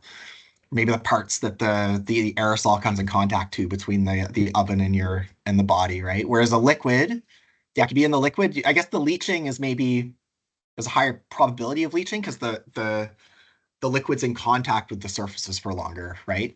Yeah, right. Whereas like Right. you put dry cannabis on a surface, stuff's not going to leach into it the same way as it would leach into a liquid. Right. So yeah, I mean, different sources, completely different environment. So I got a question. It's a little bit more broad than James's question. First of all, thank you so much. This is fascinating, and I'm not a scientist, so it might take me a little bit to digest everything. But and this question might be just difficult or not the right time to ask this question, considering that research is ongoing. But do you foresee a change in like the regulatory environment where Health Canada may look to regulate devices or vape carts or components of each a little bit more? I don't know if you do it all right now, but a little bit more stringently as the kind of research develops. yeah, outcome-based regulations, right? Where we have like really generic high-level language in our regulations, and we don't have like a lot of specifics. And I think that's maybe one. I think some US states regulate a bit differently, where they'll say, okay, chromium at this level, this many ppm chromium, this much yeast and mold, this, like with actual specific contaminants with specific limits. We don't do that in our regulations. We just say you have to conform to we call it a Schedule B pub. If you go to our regulations, your microbial and chemical contaminants have to conform with a pharmacopoeia. That's a list of pharmacopoeias in Schedule B of our Food and Drugs Act. And if you go and open those up, that's the USP and the European Pharmacopoeia and what have you. So you open that up and you look at for elemental impurities, publications about elemental impurities, you'll see a list of 20 odd metals. So they're already in scope of our regulations. So we don't have to go and say, oh yeah, yep, everyone has to start testing for nickel now. No, there's a regulatory hook in our regulations already for nickel because nickel is part of those pharmacopoeias. And then we also say that there's something else I was gonna, so the device itself, we say that accessories can't contaminate the cannabis. We don't say how, we don't say what, we just say an accessory cannot contaminate the cannabis. And we leave it like that. So if it's Teflon or silica particles or heavy metals or what have you, we've already kind of got those hooks.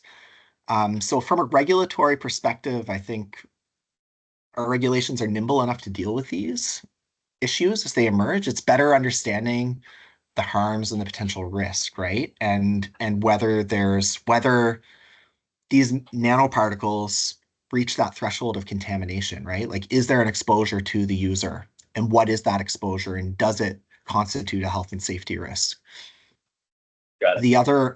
The other angle that is part of our regulatory framework as well, or our legislative framework, or the whole cannabis framework, is public education, right? So like maybe like smoking joints is bad for you.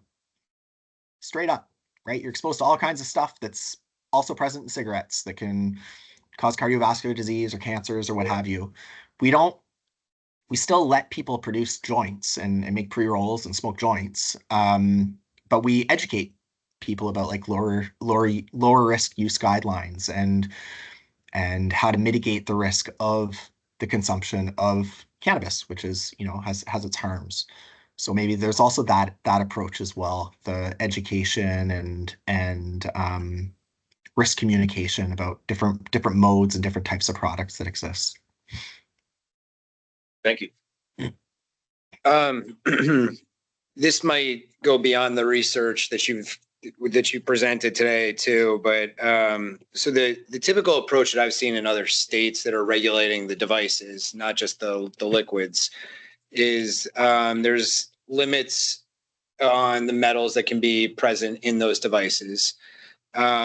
The second one that I've seen is that the device needs to be manufactured according to current good manufacturing practices, which I think is, FDA, so it might not be the same in Canada, but for medical devices. And then the manufacturing facility has to be ISO 13485 certified.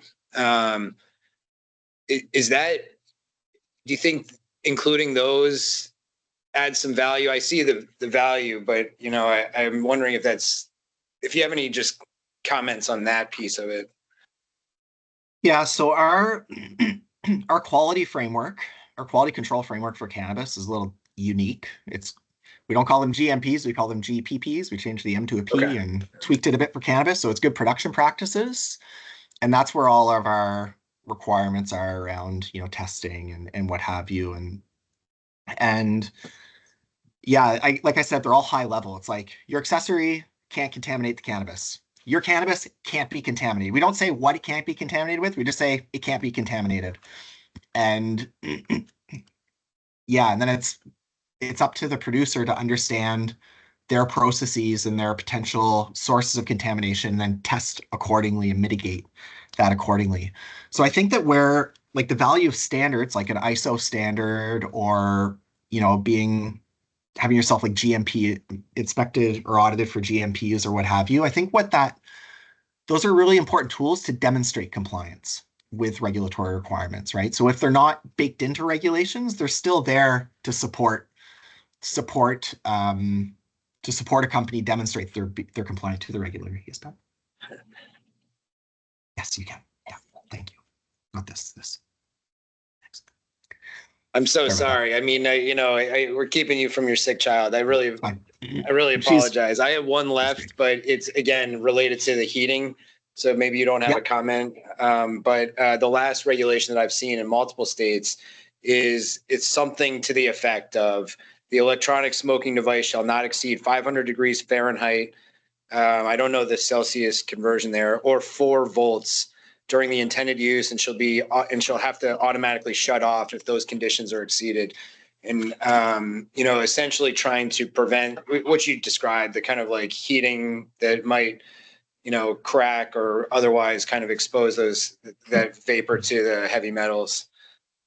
Do you have thoughts about whether that's a appropriate regulation, or if that would add some consumer safety to the mix? Yeah, I think like when you think about temperature, like I think that the metals are expanding and contracting when they change temperature, right? And are they, in Canada it gets pretty cold, so you're outside and it's minus 20 Celsius out, and you pull out this vape and it goes up to 400 Fahrenheit or 600 Fahrenheit or whatever Fahrenheit. Thermal expansion and contraction is happening, and how much more is happening at different temperatures, I don't know, but I suspect that that's still happening, even if you put a limit on like an upper limit there. But I think if I had to speculate as to where there might be value in limiting temperatures, is like we know the temperatures at which cannabinoids vaporize and terpenes vaporize. So if you can like not go much higher than that, you're probably mitigating the risk of like other potential byproducts being formed, right? Because like when you heat things, chemistry happens, and maybe you can mitigate or reduce the exposure to some of these more harmful combustion byproducts or heating byproducts. So the chemistry of of the liquid or whatever it is you're vaping is kept more intact compared to the higher temperatures. So probably what's happening there. Yeah. That's great. Thank you so much for this presentation. Any last questions for Andrew or Thank you Sarah? so much. This was so helpful. Thank you for the research you're doing and staying ahead of this issue. Very instructive to all of our kind of partners that share the same mission. So thank you. Yeah, not a problem. And I'll just you know, as a little bit of info came into my head as you mentioned the this temperature thing. If you look at devices from the same, this isn't a research we've done, but just like I've come across information to suggest that like the device to device, certain manufacturers are better at controlling how consistent their devices are. So if you say, okay, this device goes up to this temperature, you take the next device that's identical to it and it goes to a completely different temperature. And the next one will go to a completely different temperature, right? Because the way they're manufactured and the soldering and all this stuff, right? So it can be really difficult to ensure consistency. And I think that maybe some companies are better at that than others. So Yeah. You know, you look at these, you're like, oh yeah, you can really dial it in, right? Yeah. I don't know, I'd maybe question how dialed in these companies can be given some of the data I'm aware of on the nicotine. It's more on the nicotine side. Right. That's great. Well, you've given us a lot to think about. I really appreciate your willingness to come and help us. So thank you to you and Sarah and all of Health Canada. Really appreciate it. It's a pleasure. Take care, everyone. Thank you. Thanks. So next on our agenda is to review the Green Mountain Patients Alliance recommendations. I see Jeffrey, I see Amelia. I thought I saw Jesse Lynn at one point. Are you guys, we're a little ahead of schedule. Are you able to walk us through some of the recommendations that you generated in response to this reporting requirement? Yeah, totally. Let me just pull up our updated recommendations, which we sent out this morning that just had some cleaning up of the language. Perfect. So just a little bit of background on how we came to these recommendations. You know, rewinding all the way back to when the Cannabis Control Board was formed, we had started talking to you guys about our recommendations, and from the get-go we started talking about things like, you know, tax-free adult use sales. That was one of the very first issues that we brought to the board's attention, and now we've kind of figured out a way to make that happen. And the next step in GMPA's mind is how do we have oversight of that program alongside the overarching umbrella of the medical program as a whole. So when we look at the report requirements, pardon me, a little sick right now. So the first point that we're talking about is the improvements to the process of evaluating and approving new qualifying conditions. Previous to the board receiving control of the medical program, there was something called the Symptom Relief Oversight Committee. This was not a body with decision-making power. But what it was a group that met once, twice a year. They met more frequently, coming up on the CCB being formed. But this group consisted of a patient chosen by each individual dispensary, a doctor, somebody from public safety, and a couple other people. Again, this was not a committee with decision-making power. Their main purpose was to meet once or twice a year and develop a report on the current status of patients' satisfaction with the program to deliver to the legislature. And that report typically just said, you know, it's too expensive, too far away. It was the basic complaints that we've been hearing from patients about the program for a long time. So again, that committee, that panel sort of sunsetted when the CCB came into power. So what we are proposing is, when we talk about evaluating and approving new qualifying conditions, is reestablishing this panel, but giving it governing power and a budget, essentially. So we are recommending an 11-person panel. We are calling it the Medical Cannabis Oversight Advisory Panel. And this would be an oversight body that would handle recommending and approving new qualifying conditions and symptoms. It would also help to just run the program administratively, things like that. So we are recommending an 11-person panel comprising of 1 Cannabis Control Board medical program patient that cultivates, appointed by the Vermont Cannabis Equity Coalition. A little bit of background on that, the VCEC, for people who might know, is made up of the Vermont Growers Association, who represents licensees from every single license type, the Green Mountain Patients Alliance, who we represent, Vermont Racial Justice Alliance, as well as Rural Vermont and NOFA Vermont, which represent the agricultural sector of the state. These are all member-based organizations. So along with that patient, we are talking about a Cannabis Control Board medical program patient appointed by Vermont Racial Justice Alliance, a caregiver appointed by the Cannabis Control Board, and a patient that relies on a caregiver also appointed by the Cannabis Control Board. 1 representative from an MUE holding retailer appointed by the Cannabis Equity Coalition, 1 lab professional representative appointed by the Vermont Agency of Agriculture, Food and Markets Hemp Program. That presentation was amazing. I didn't understand about 90% of it, which is why we need somebody with that expertise in the room, because that is all very useful information. I don't know how a layman would be able to kind of break it down.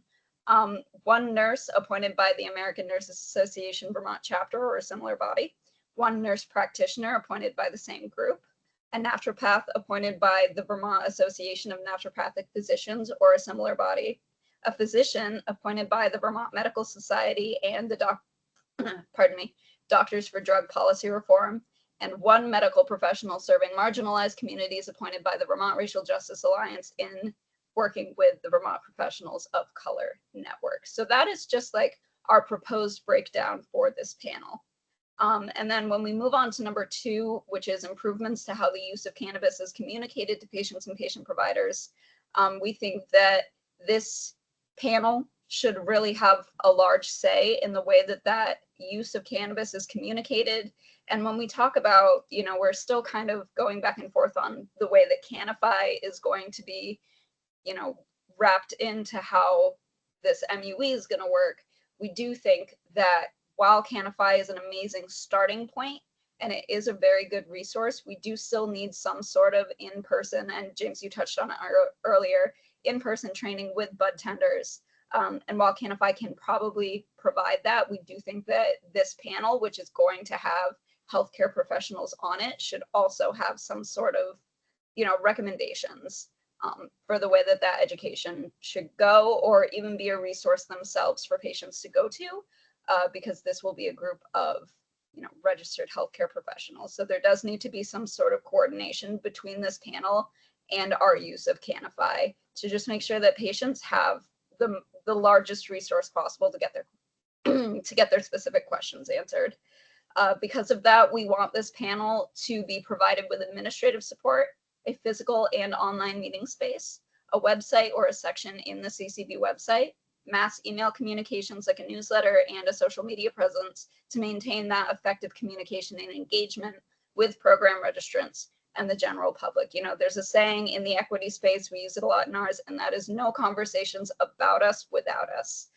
So this just makes sure that in every single facet of both putting this panel together and this panel functioning, patients are given ample opportunity to have their voices heard. The Medical Cannabis Oversight Advisory Panel shall work with the CCB and local stakeholders to establish standards and definitions for communicating with program registrants and providers. The Medical Cannabis Oversight Panel shall work with the CCB to develop rules and guidelines for education requirements in these MUE retailer establishments, and how staff in the MUE retailers should communicate to patients and patient providers, such as print communications, etc. Those are pretty much our recommendations for these 2 points. Yeah, James, if you have anything to add to that, or either of my colleagues who are also in this meeting. I have a few questions, Amelia. None of this is going to be new.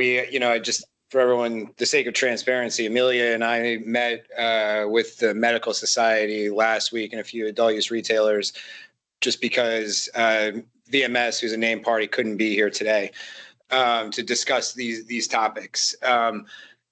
One thing that came out of that was that there is a lot of agreement, and it seems like between the legislature and GMPA and VMS about moving the qualifying conditions conversation out of the legislature so that, you know, it's not just kind of a battle of who's got the best forms and research and sympathetic witnesses and things like that. Remove the politics from it, focus on the science and the evidence-based research. Have you, like, we don't, the Cannabis Board does not have a real interest, a dog in the fight of which condition should qualify. I mean, we have some common sense opinions about it, like when we added ulcerative colitis, or alternatively just add all irritable bowel diseases. Just because if you're gonna have one, why not the others? You know, when it comes to things like adding anxiety or acute pain or anything like that, it's not really, we don't really have strong opinions about that. We just want to follow the science. Have you been able to sit down with VMS and try and hammer out whether this 11-person body is the right makeup or not? Because essentially this is going to come down to advocacy, and it's a place where the board probably would step out and say there should be a third-party body because we don't want, you know, politics injected into this discussion. But we're not the right people to say what the makeup is or who the appointing authority should be or whatever else. So just curious if you know, this report's due in November, but there'll be plenty of opportunities throughout the legislative session to negotiate these things. But I'm just curious if you've had an opportunity to sit down with the medical society and try and think through what the makeup of this board should be. Yeah, I mean, so these are purely our recommendations. We have in the past touched base with Jill, who is a representative from Vermont Medical Society, but these recommendations were not made in conjunction with Vermont Medical Society. I'm sure they're going to have their own recommendations for how this panel should be put together. The big thing, I think, you know, and you know, Dr. Klumpers kind of touched on this when she started talking about what we should think about when we talk about recommended conditions and symptoms to add and remove from this list. I would just like to point out that Vermont has one of these, like one of the smallest qualifying conditions lists in the country when it comes to a functioning medical program. And we can look at other states' qualifying conditions and symptoms list because that precedent has already been set. It's just a matter of if we're going to, you know, follow suit with some of these other states. I think part of the reason when we were deciding the makeup of this panel, part of the reason we made it so patient and caregiver heavy is because when a patient speaks, they deserve to be believed. So if a patient says, this helps, I've been dealing with this for XYZ amount of years, I have this symptom and this helps, regardless of whether or not the applicable science is kind of up to date on whether it can be proved that it's going to help in every single person, like that patient deserves to be believed. And if a patient is coming forward and they say something like, this helps my anxiety, and we have other states who have anxiety on their symptoms and conditions list, I think that the argument shouldn't be so much, you know, is this true, more so than we're going to meet these people where they're at because they're already treating, quote unquote, treating the symptom or relieving the symptom of anxiety using cannabis. So, I mean, that always just brings me around to, you know, I think there'd be some hesitancy amongst the medical community or the legislature in making a blanket statement that just because it worked for this person's anxiety, that anxiety should be a qualifying condition. So that always kind of like brings me back full circle to, shouldn't this just be a decision between a healthcare provider and a patient in their care? You know, just go down that route of allowing healthcare providers to do this on a case-by-case basis instead of forming a body that's evaluating whether this condition should be approved for everyone.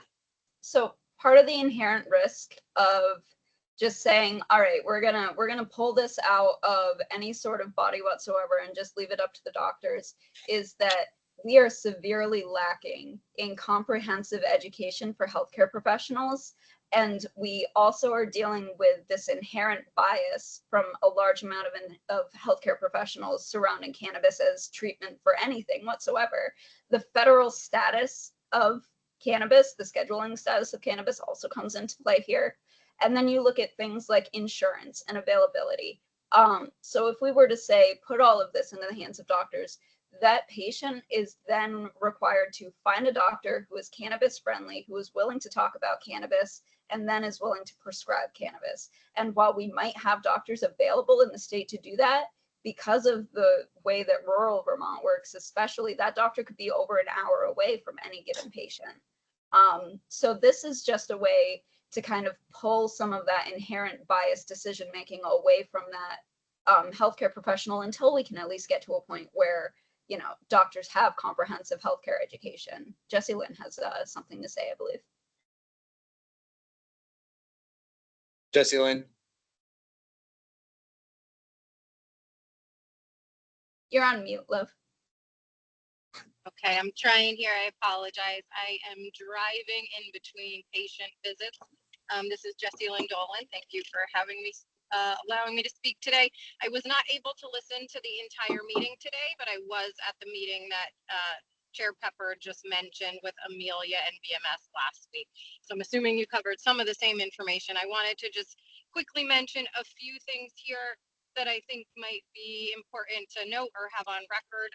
I did hear a couple of the things that you said, Chair Pepper, and I wanted to comment. One, the idea of following the science, I think that is a lovely idea, but I think we also need to note that there's limited science on cannabis as compared to other pharmaceuticals and other plant medicine because of the illegal status Amelia was just mentioning. So I think that needs to be noted and mentioned.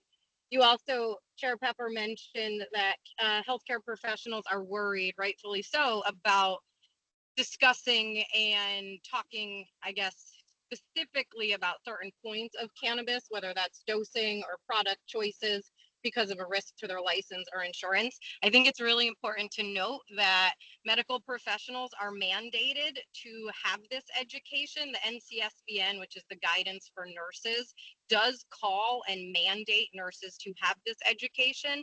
And this education is absolutely in the scope of a nurse or doctor's purview. So they should be able to have this conversation, and they should be educating themselves to be able to do so. So in a way, we need to stop saying doctors shouldn't be doing this and they're worried about their risk, and instead press them to be doing what they should be doing. The other thing I think it's really important just to mention and note is that the largest population coming to cannabis right now are 65 and up. 65 and up are not comfortable using apps, and they do want to talk to somebody live. So that is one of my concerns. I hope we discuss a little bit more with adding Canify into the program. And I'm loving that we're chatting a lot about education and how that needs to be increased. But I do want to mention the reality is I've been a bud tender trainer for the state of Vermont for over 2 years. It's been over a year and a half since I've even gotten an email back from anyone on the CCB discussing how we need to update and change some of the education programs. So I'm concerned that we have a pretty stark lack of education at this point, and we're just now having some of these conversations where I think we need to really beef this up a little bit and look at education much deeper for all bud tenders, not just the medical use, because we don't have a lot of people in the state of Vermont with medical cards right now. We went from 6,000, now we're under 3,000. So I think the bud tenders shouldn't just be educated specifically for medical patients. They need this information for all consumers, not just people who decide to have a medical card, because that is far and few at this point. And again, I didn't listen to everything that was said, so those are just a couple of comments I have, but would love to follow up at a later time with the board as well. So thank you. Great. Thanks, Yeah, thank you. Amelia, I had a question just about the functionality of this board, and it's great to see you. Hope you're doing okay. I think you said 11 people. Big boards make me anxious because nobody's ever going to agree. Don't know if you're thinking this is like a simple majority, 2/3 majority, unanimous decision of the board. Obviously, it has it has broad implications on it from a decision-making perspective. And I think you said that this board would have decision-making power. Want to make sure that I understand that correctly. And I would love to see the composition of what you're referring to on paper at some point. That would be really helpful for me. Just wanted to make sure I got all that right. I think you said administrative duties. You know, I think Pepper had alluded to, like, because of the political nature of this, and like there's very polarizing opinions wrapped up in decisions around the medical program. I think we like to stay agnostic to an extent. So I guess, you know, and I don't think that board had any like CCB member or staff on the actual board, but would we be the ones administrating the administrative duties of this board? So, you know, this is again still kind of a concept that's very much, you know, in discussion. We are totally willing to sit down and talk about that. Previous to you guys taking over, the Symptom Relief Oversight Committee was not like something that was run under the existing medical program, which was then run by the Department of Public Safety. But I very much see, I believe GMPA sees this panel as being something that works in with the CCB under or with. Those are two things that we'll have to figure out in time, I believe. Jess?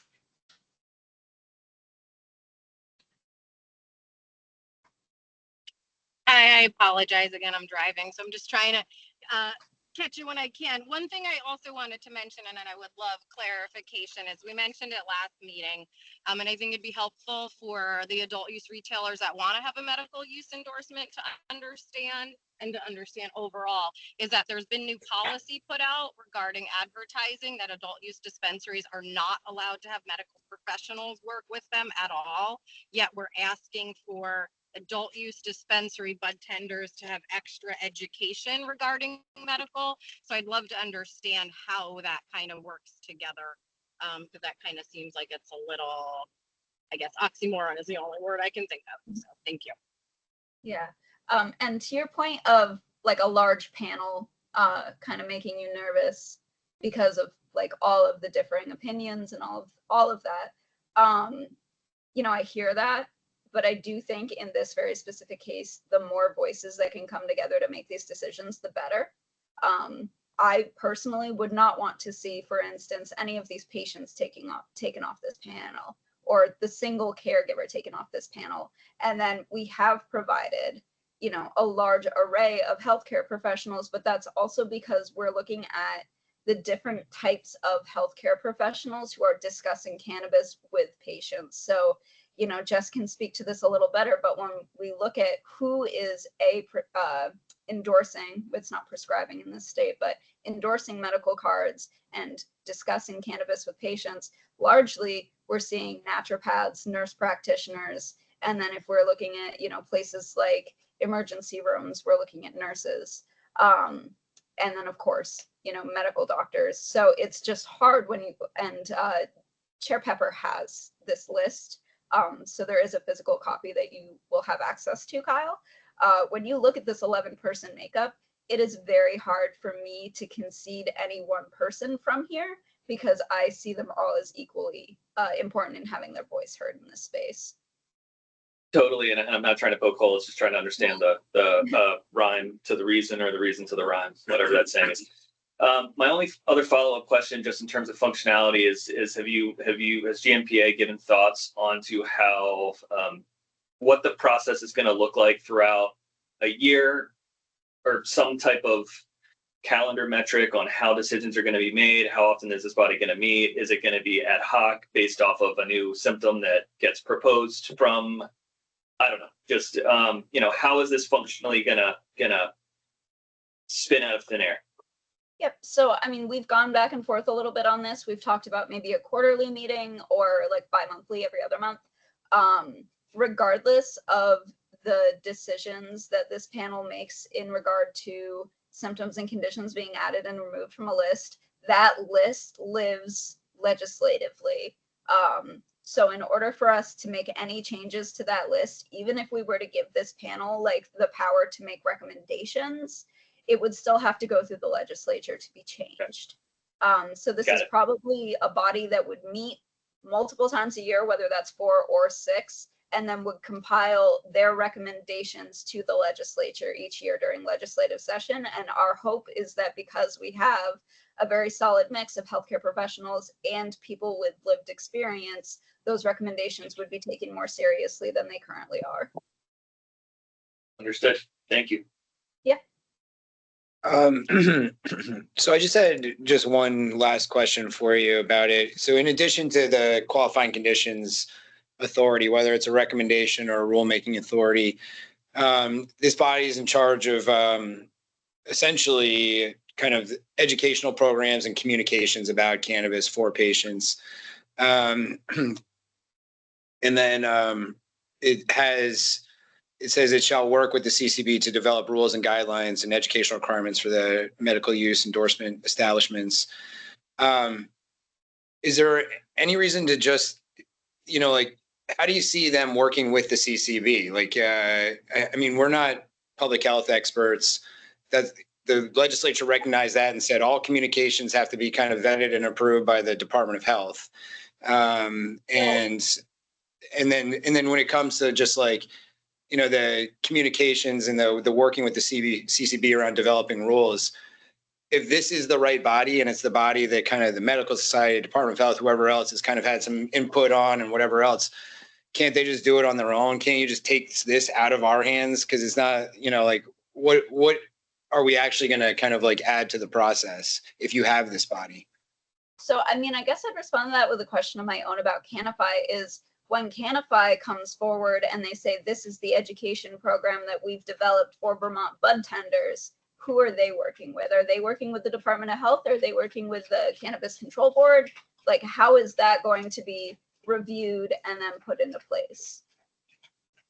Well, we are trying to Jesse Lynn's point, trying to professionalize and kind of standardize all of our training for all bud tenders and bring it in-house. Initially, we just had to kind of get something in place because we had an accelerated timeline. We had to open stores on a certain day and we had to have certain communications that we knew were going to happen, certain educational requirements.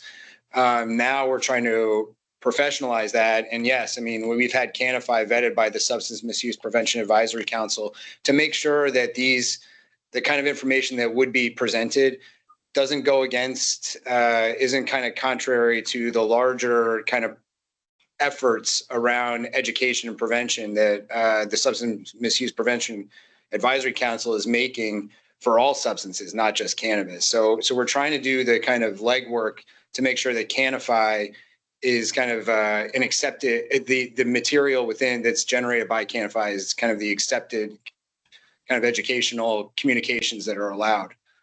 Yeah, definitely. I will say, coming into this, I don't think we've ever gotten anything new right on the very first try. We've never gotten it perfect. So we're going to, you all are going to work together to come out with rules for this MUE.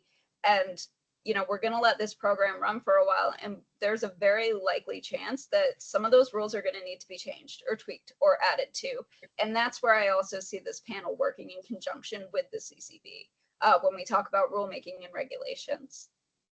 Yeah, I just wonder, like, why not just give them authority? If this is the panel that everyone kind of agrees on, why even have the CCB weighing in or overruling any of what they're saying? I mean, that's my only, it's just a question, because, we've essentially enabled this panel to do these things, and yet then they have to go and check in with us. I don't know. Jeffrey also authored this and he has his hand raised, so I'm sure he has a good response.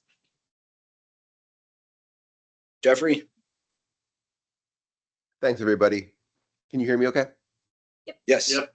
Okay, great. I'm at my house and sort of multitasking, so thank you for, I don't have my camera on. I just want to say, first of all, Amelia, Jesse Lynn, terrific job walking through our recommendations. I really appreciate that work. Clearly a lot of time has been invested into those efforts. And I really appreciate the board holding this public meeting for this legislative report out of 166. As many of you know, the medical program is near and dear to my heart. For the record, Jeffrey Piscitello, Green Mountain Patients Alliance, one of the directors and co-founders of the association.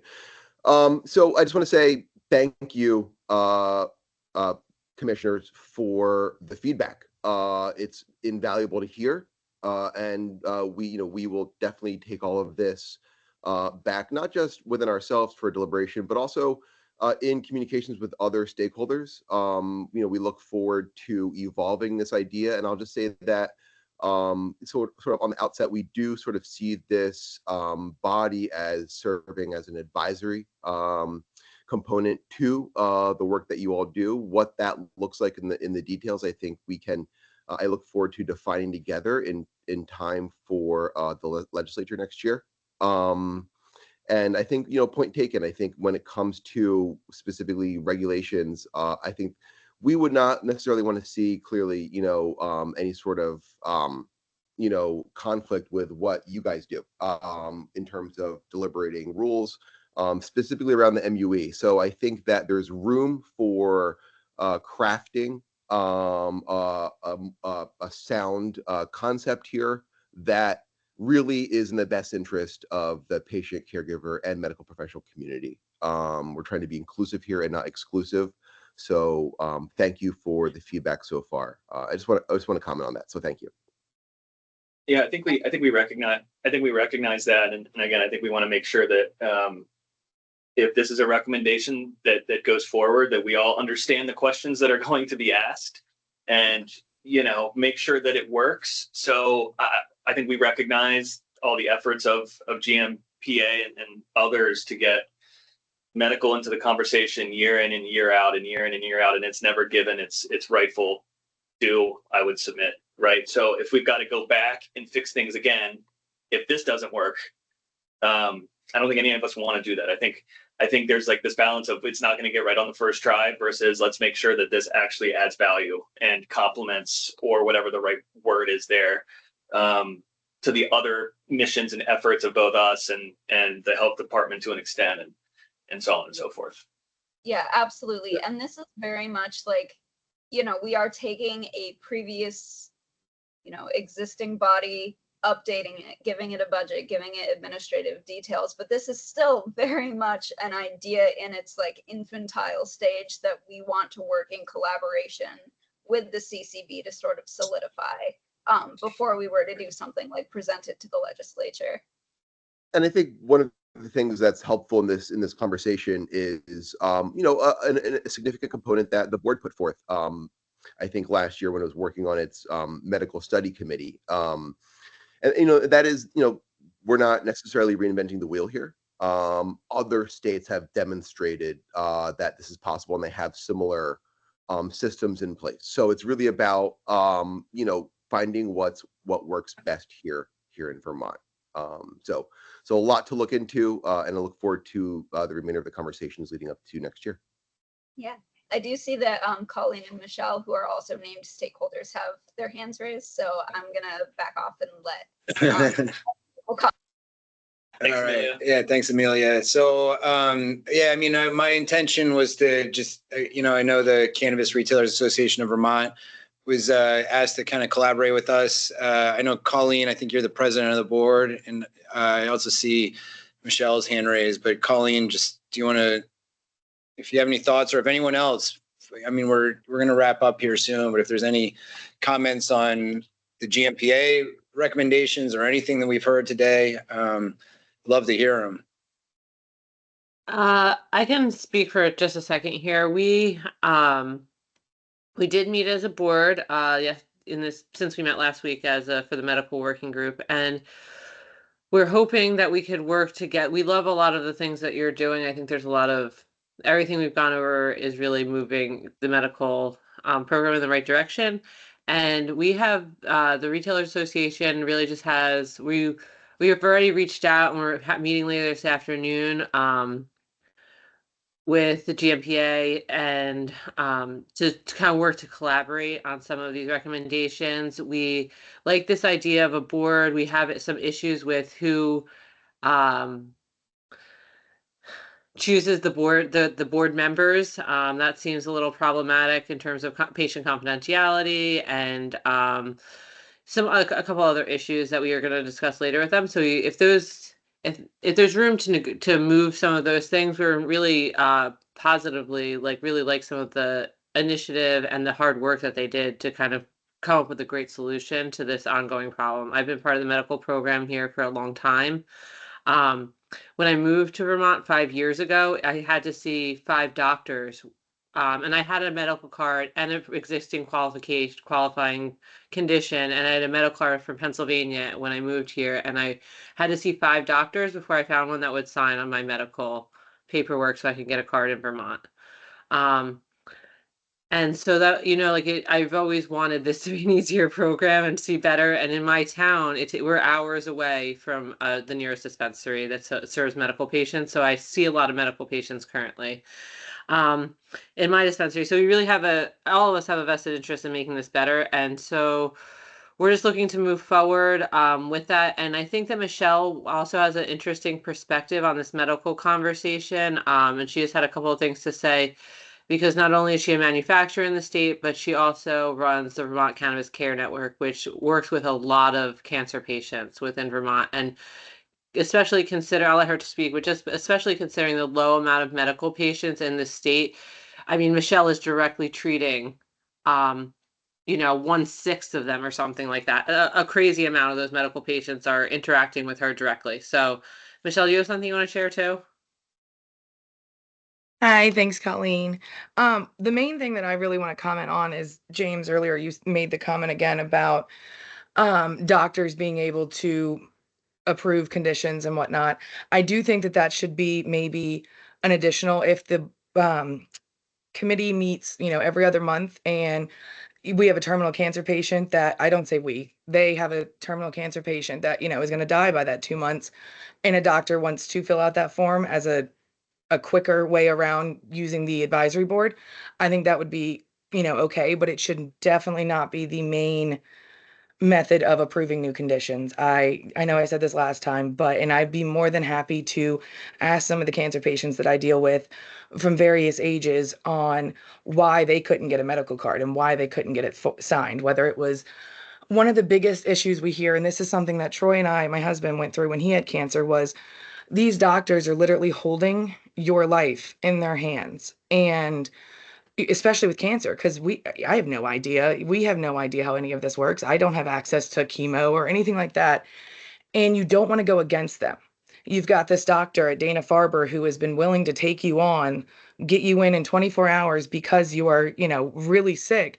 And they tell you, no, you just take it. You don't argue. You don't push back. You don't even. But what about none of that? You literally just say, okay, and put your head down and keep listening to, the chemo they're going to give you or whatever it is. That happens every single day. And again, I do think the form should have a large statement in bold at the top that makes it very clear that doctors do have the responsibility as a doctor to sign the form, because the form is only saying that they have a qualifying condition, not that they should consume cannabis, not that they recommend it, anything like that, but simply saying that they have that condition and they really don't have a choice to sign it. From my understanding, they don't. That's part of their job. That's the reason we pay them $4,000 a visit at Dana-Farber. I do think it should be much more clear on that aspect, but we cannot leave it up to them. It will not happen. Once again, I am more than willing to ask a few cancer patients to see if they would be willing to talk to you firsthand. Thank you. Thanks, Michelle. Thank you, Michelle.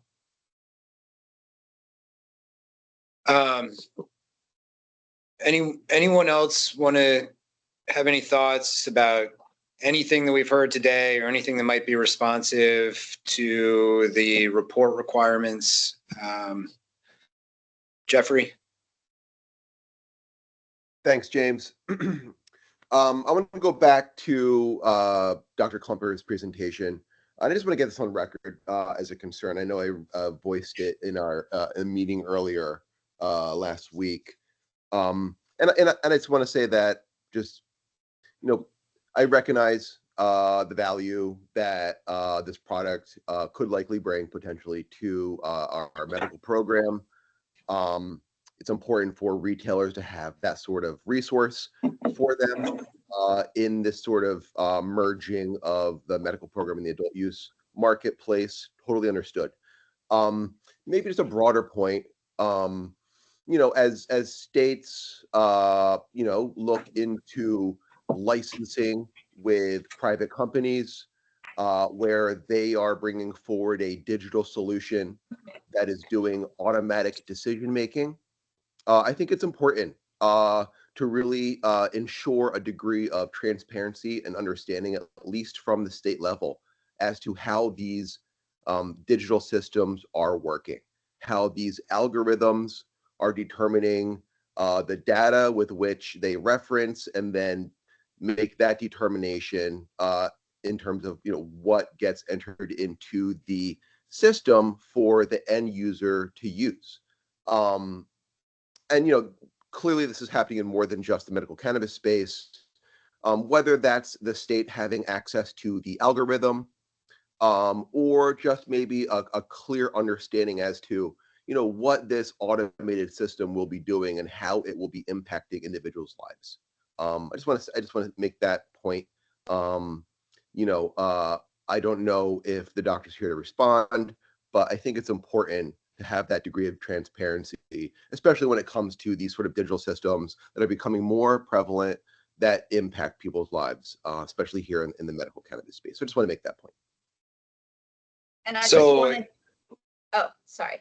I just wanted to second what Jeffrey said, as well as kind of just put forward that GMPA would really like to see out of the CCB. Obviously, like, we are providing this recommendation, but we have other policy points that we have been providing every year.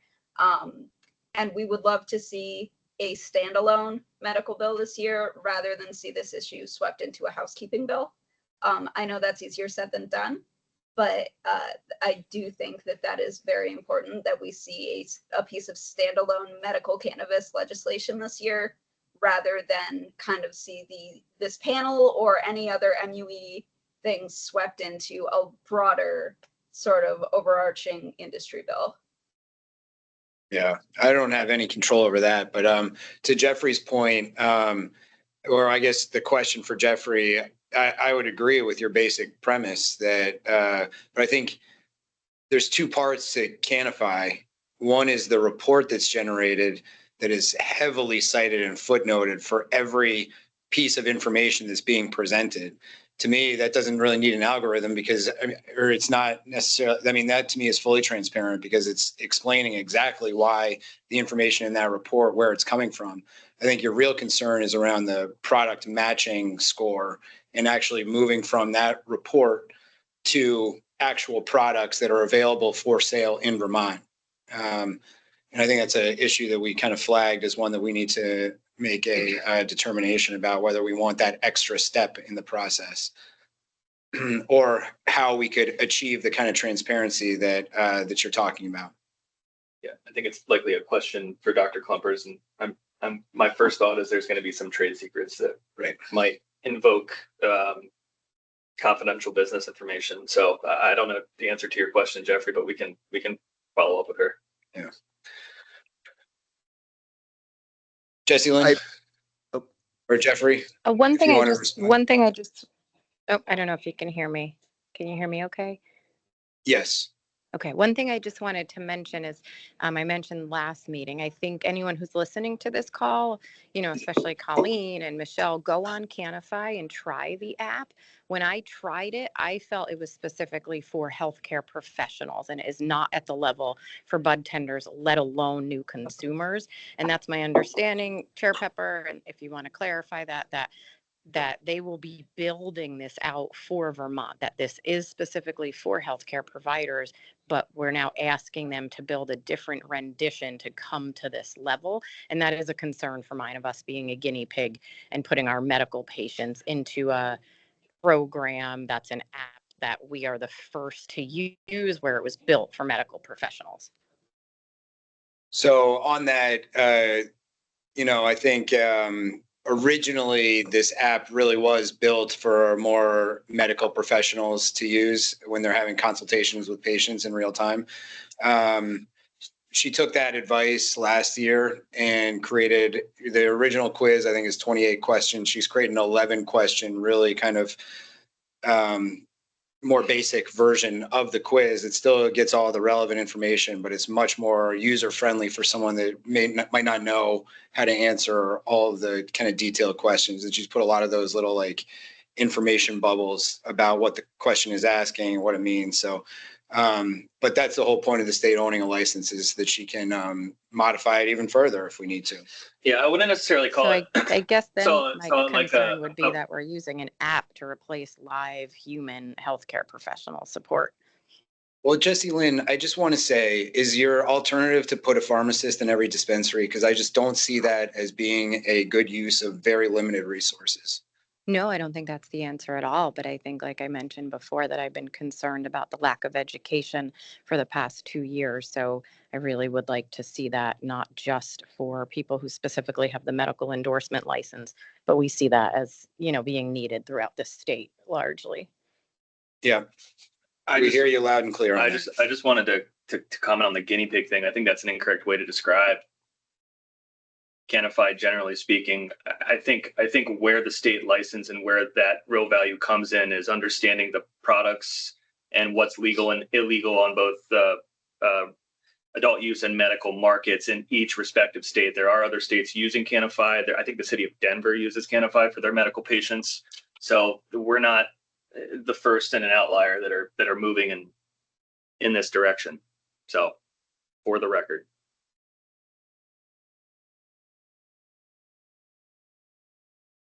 All right.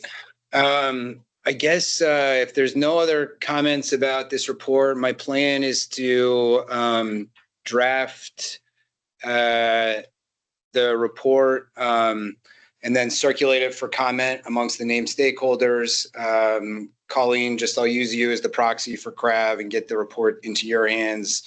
And we'll kind of try and work through all of the comments that we receive and get a final report kind of ready to go by November 15th when it's due.